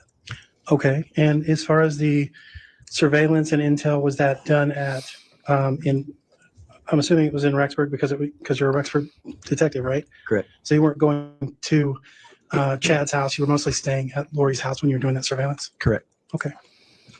And about how many times did you end up seeing Chad and Lori at that particular apartment during that 15 days? We saw them there the very first day, November 1st. And I don't recall seeing them after that. Okay. When you say about 15 hours over about 15 days, was it about an hour a day, or was it more different chunks, different You times? guys are awesome. You're Probably doing it different just being chunks, here. different times, depending on what was going on. All right, thanks. That's very helpful.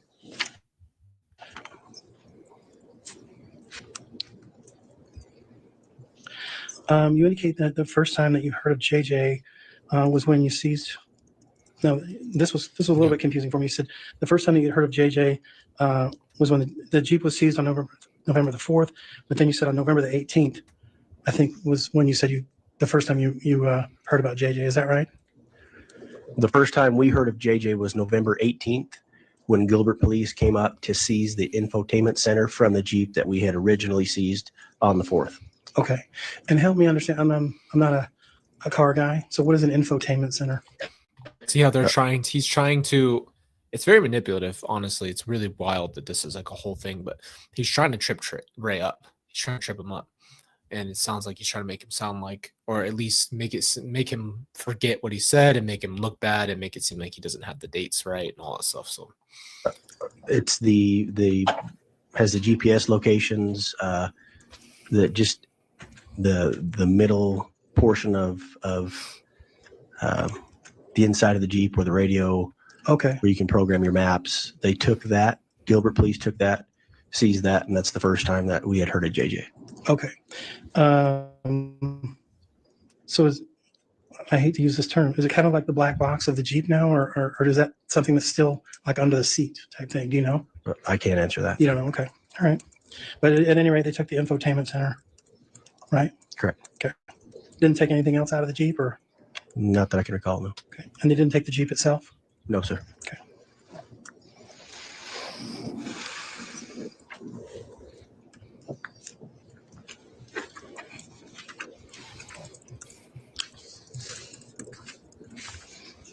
When you, on November the 26th, you went to 565 Pioneer Road and talked to Alex Cox and Chad Daybell while they were standing outside of the garage, I believe, at 175. Is that right? Correct. You indicated,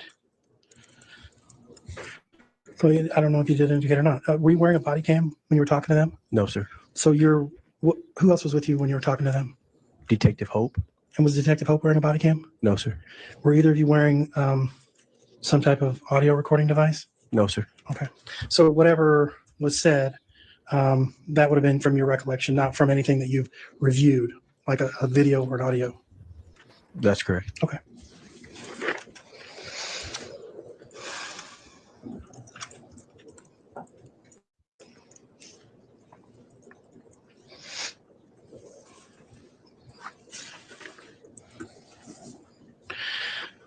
So, and the reason that you were at Lori's apartment was for a welfare check on JJ, is that right? Welcome. On the 26th? Yes, I'm sorry, on the 26th of November 2019. Yes, that's correct. All right. And you indicated that you There you go, called exactly. Lieutenant Ron Ball, who is kind of over you, is that right? That's right. All right. And so you thought there was some suspicious activity with regards to your conversation, and then you decided to get a warrant. So what was the basis of getting the warrant? The basis of the warrant was the actions of Mr. Daybell, Mr. Cox on the 26th, the fact that we were advised that JJ was with a family friend who later determined that JJ was never with her. That was a lie. Based on... Well, hold on. I apologize for breaking in. But when you said based on the family friend, that didn't happen when you went to go get the warrant, right? That happened later, right? No, sir, that happened the 26th. That night, we were able to confirm that JJ was not with Melanie Gibb, and that was not the case. Okay. So, and after that conversation, that was when you were going to go to the prosecutor's office and get the warrant? After the conversation that With Melanie Gibb? Ron Ball and Dave Stubbs had with Lori Vallow, Mm-hmm. where she told those detectives that JJ was at a movie with Melanie Gibb at Frozen 2. Yes. Once we were able to talk to Melanie Gibb says that is not true. That was a lie. That was not the case. The next morning, we obtained the search warrant. Okay. So, but what you testified on direct exam, and I'm not trying to trip you up. I'm just trying to figure out Yes, you are. what actually Yes, what the you are. sequence of events was. Shut the hell up. Trying not to trip you up. Yes, you are. You talked to Chad. He finally gave up Lori's phone number. You called Lieutenant Ball. Thought that it was suspicious. Dave Stubbs arrives. They knock on 175. No answer. All those are correct, right? Correct. Okay. Then you go and knock on 174, which was Melanie Boudreau's house. Is that right? Correct. No answer. Correct. Okay. And then it says the next thing I have, and this is probably me, says go to the prosecutor's office to get a warrant. Is that what happened? That's correct. Okay. So this was before anybody called Melanie Gibb and found out that there was that they weren't at Frozen 2, right? No, sir. Okay. So originally we went to go get the warrant. And if you remember, I testified that when we were at the prosecutors to get the Ray. warrant, Lori Vallow then called Detective Hope back, and she was advised to open her front door. Then Lori spoke with the detectives, and that's where the body cam with Lieutenant Ball and Dave Stubbs come in, where Lori admits that JJ was with a family friend. But you were already at the prosecutor's office getting the warrant or attempting to get a warrant, right? That's correct. Okay. And what was the basis? What was the crime that was committed that you needed to get a warrant? We didn't obtain the warrant.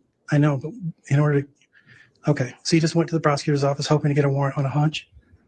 It wasn't a hunch. It was based on the lies that we were being told, the concern that we had for JJ at that point. What was the crime? Lying to the police about the whereabouts of JJ.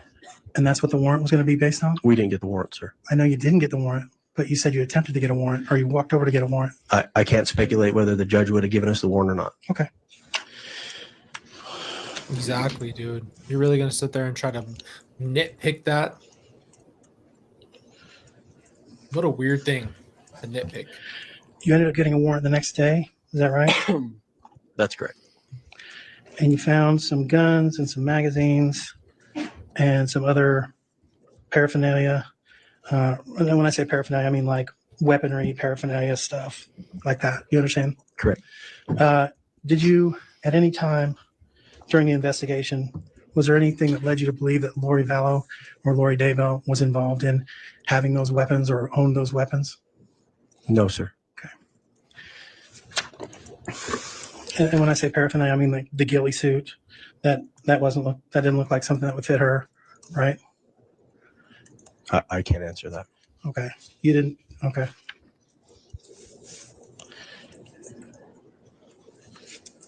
Appreciate that.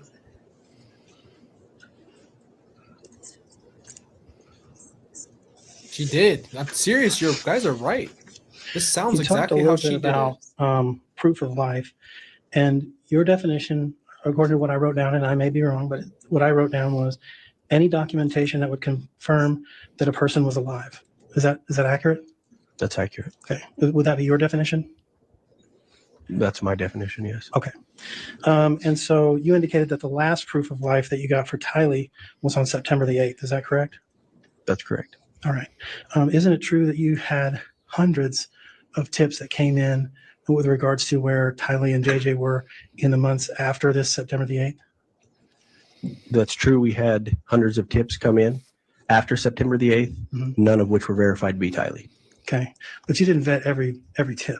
We Right. followed up on every tip. You followed up on every tip? Yes, sir. There was never a time where you said, oh, wow, we called this number and nobody answered. And so we just never followed up after that one phone call. That never happened? No, there could have been those times, Okay. but we followed up on every tip. That's right.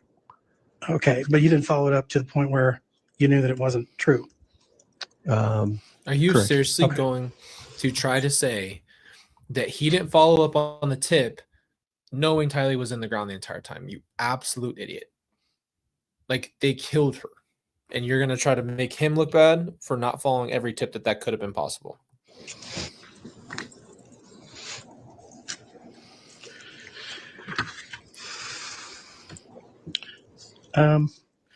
With regards to the death of Tammy Daybell, Tammy Daybell died on October the 19th, 2019, as far as you know, right? Yes, sir. And do you know where Lori Daybell was on October the 19th? Or I'm sorry, at that time she was Lori Vallow. Do you know where Lori Vallow was on October the 19th, 2019? I do. Where was she? Hawaii. Okay. So she wasn't anywhere near Tammy Daybell when Tammy Daybell died? That's correct. When you searched the property of Chad Daybell on June the 9th, you said you got there around 7 a.m. Is that right? Yes, sir.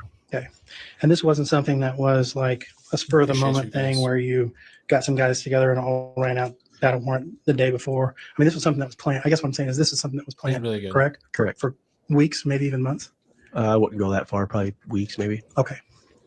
I mean, long enough to get a backhoe out there and Yeah, I don't set know some about stuff that. up.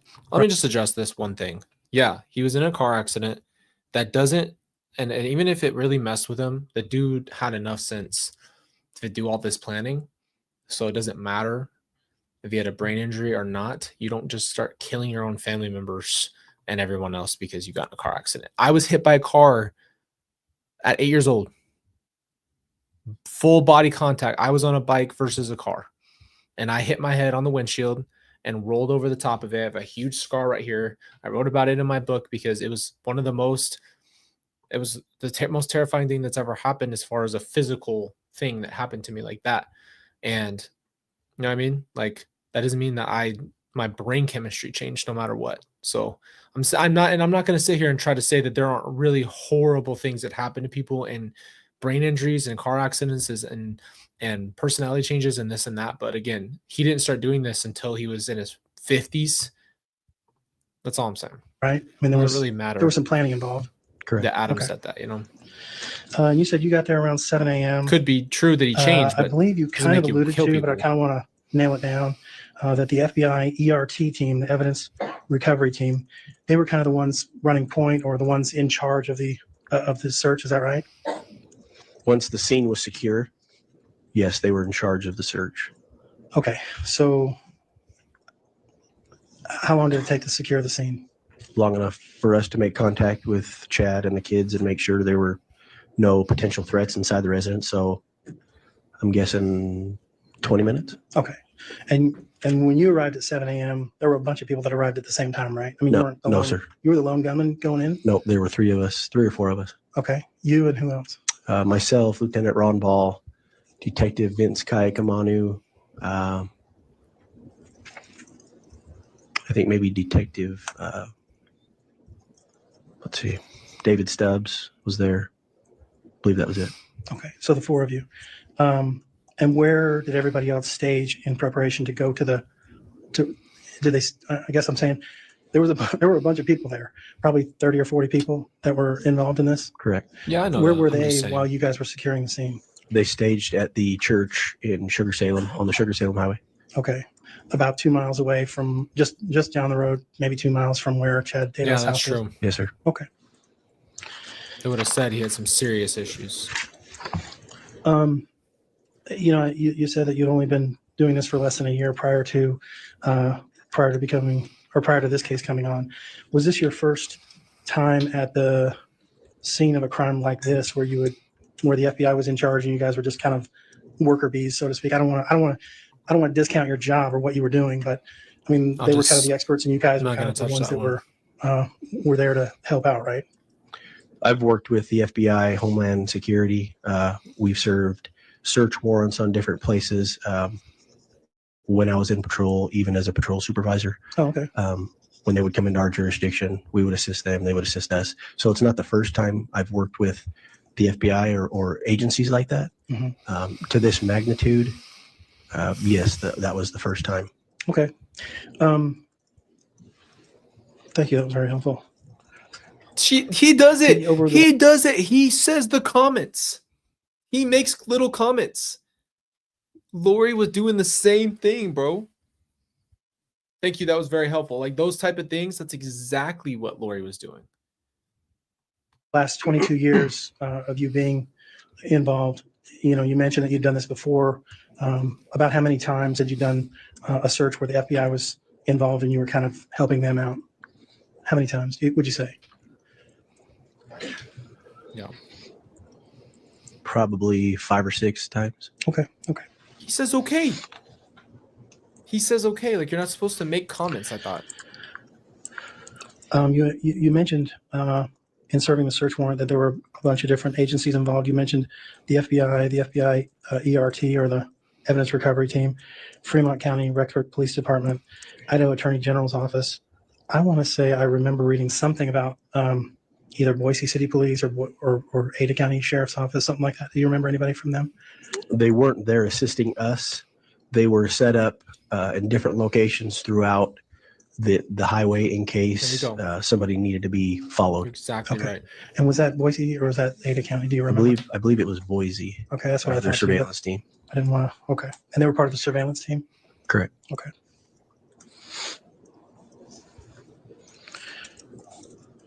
You mentioned the fact that Chad was out of his home in his car, and that you had walked up to him and asked him if he needed a coat. Guys, I was 8 or 9 when I was hit by a car. It was my fault, by the way. I was going down a hill in Texas, and I turned the corner and got hit, and I cut in front of the car. But the bike I was using was my friend's bike. It was his friend's older brother's bike, and it was a BMX bike, and they had like cut the brakes. Like there was nothing. Like I was pulling the brakes, I couldn't stop. So I turned out and got hit, and it was me versus the car. So I'm just saying, like, again, there's a lot of brain injuries. I know that there's a lot of touchiness in the brain injuries thing. I am not an expert by any means. So, you know what I mean? Like there's nothing I could explain to you that I know for a fact, but all I'm saying is that him having that accident and then 50 years later, 40 years later, murdering his family, I just don't see a correlation. I don't understand how that would be a relevant point to make. Yeah, I get that, right? Yes, sir. And you said that you thought that it was peculiar, or caught your attention, I guess I should say, that he was looking over his shoulder. And then you said that he was looking in the direction of a tree near the pond area where JJ ended up being found. Is that right? Correct. But I mean, isn't it true that, I mean, that's a pretty wide view. You could be looking at any number of things, right? He was looking towards the tree pond area. Okay. But you weren't looking at him to see where his eyes were, right? I wasn't looking into his eyes. Is that Right. what You you're weren't asking? looking eye to eye with him. No, I was not looking eye to eye with him. So you don't necessarily know where he was. I looking. can tell Ray is pissed. He was looking towards the pond area under the tree, towards the tree. Okay. I guess we'll just agree to disagree. Is that funny? Um, And he laughs. This is to the T what Lori did. This is where she got So it. your first task, I believe, by the evidence recovery team was that you were to sift through the fire pit. Were there a number of agents or a number of officers or detectives that were involved in sifting through the fire pit with you, or were you kind of the lone guy on the fire pit area? No, there were a couple other detectives and also members from the ERT team as well, kind of directing us on what they needed or what to do. Right? Okay. So Show me how that in the fire works pit in a brain trauma.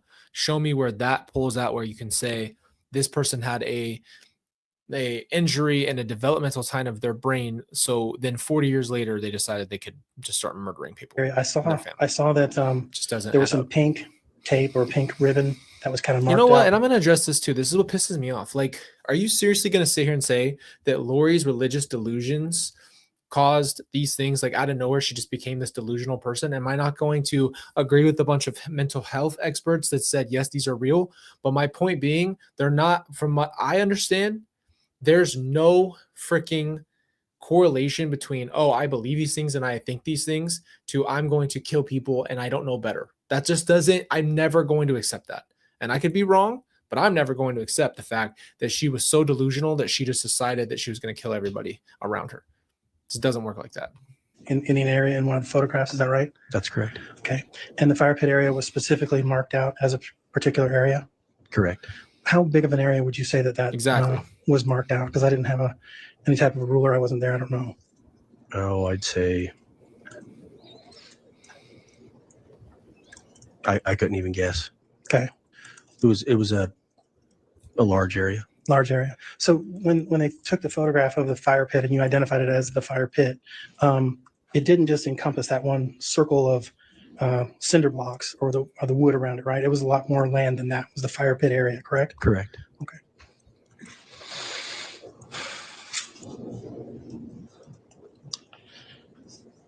Sure, they looked at it. Yeah.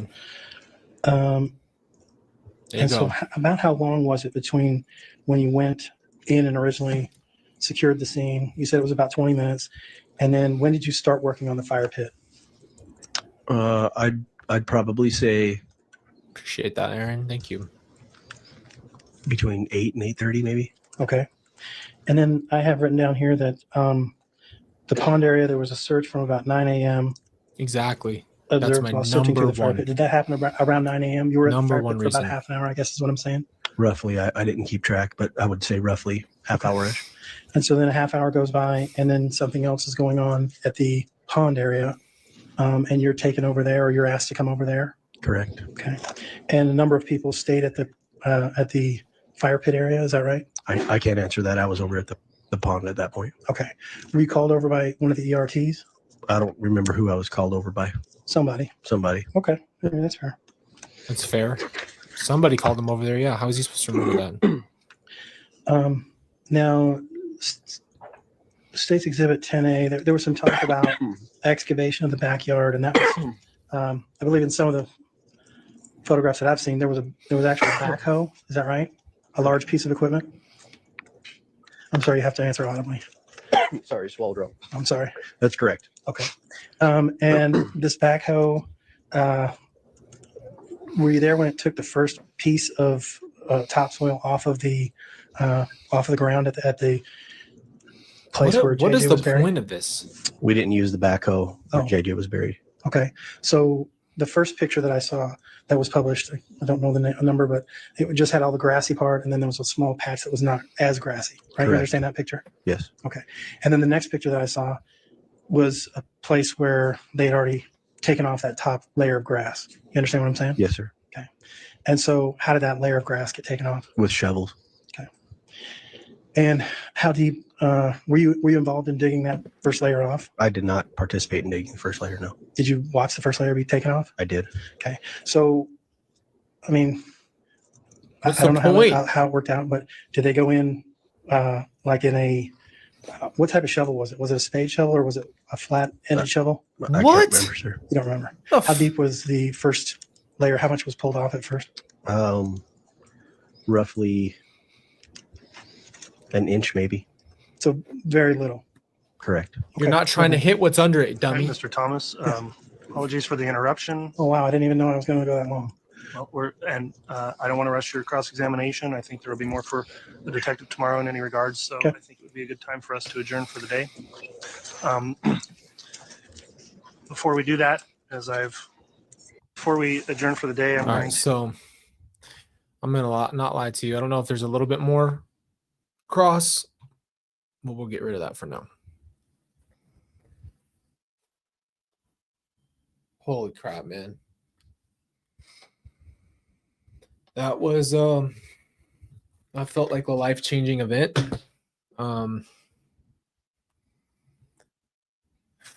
It's gonna take some time to process that.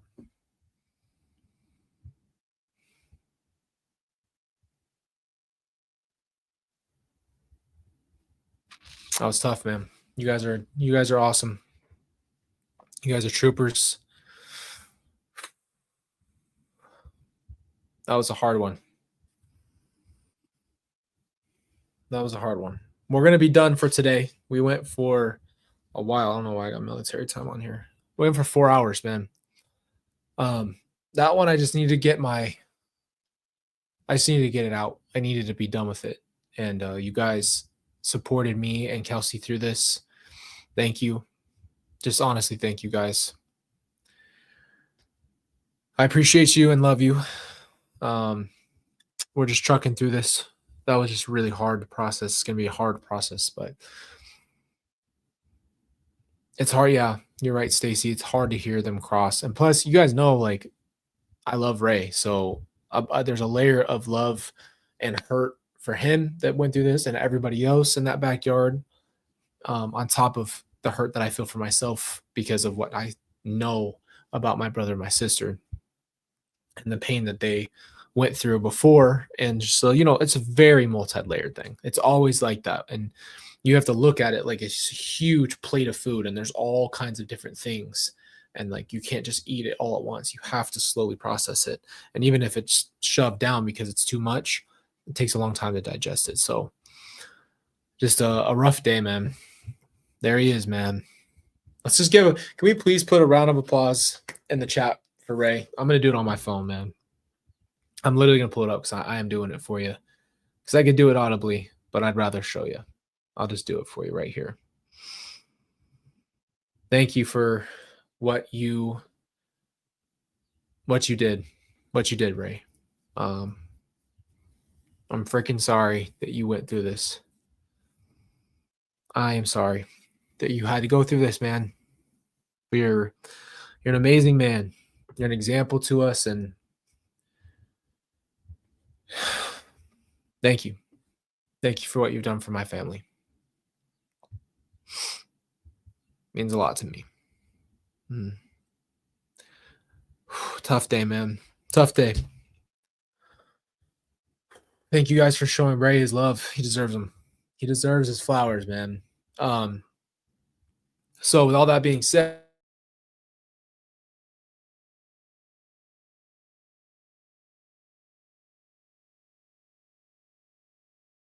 before I keep crying, I'm going to set us up for tomorrow. We're going to keep, I don't know what happened. We'll keep going tomorrow and finish it. We'll keep pushing. So finish Ray's and then we'll get to the next ones. I'm really going to try to stick to more of the bigger testimonies here. I think there's a lot of foundational things that this for the jury specifically. So I'll probably not spend too much time on that. We will just listen to most of the people who did this. Thank you guys again for being part of such a vulnerable, hard day. You guys are incredible. Your support is incredible. This community is incredible. And I will always tell you that. I love every single one of you. And thank you for sitting with something so hard and being such a support to our family and caring about my family. It means a lot. So thank you guys. I mean that. Thank you. I love you. And I will see you guys tomorrow. And mods, thank you for everything that you do. We appreciate you so much. Thank you for spending your time to be here. We appreciate you. We love you. And thank you for spending your time to do that. Thank you. Have a great night.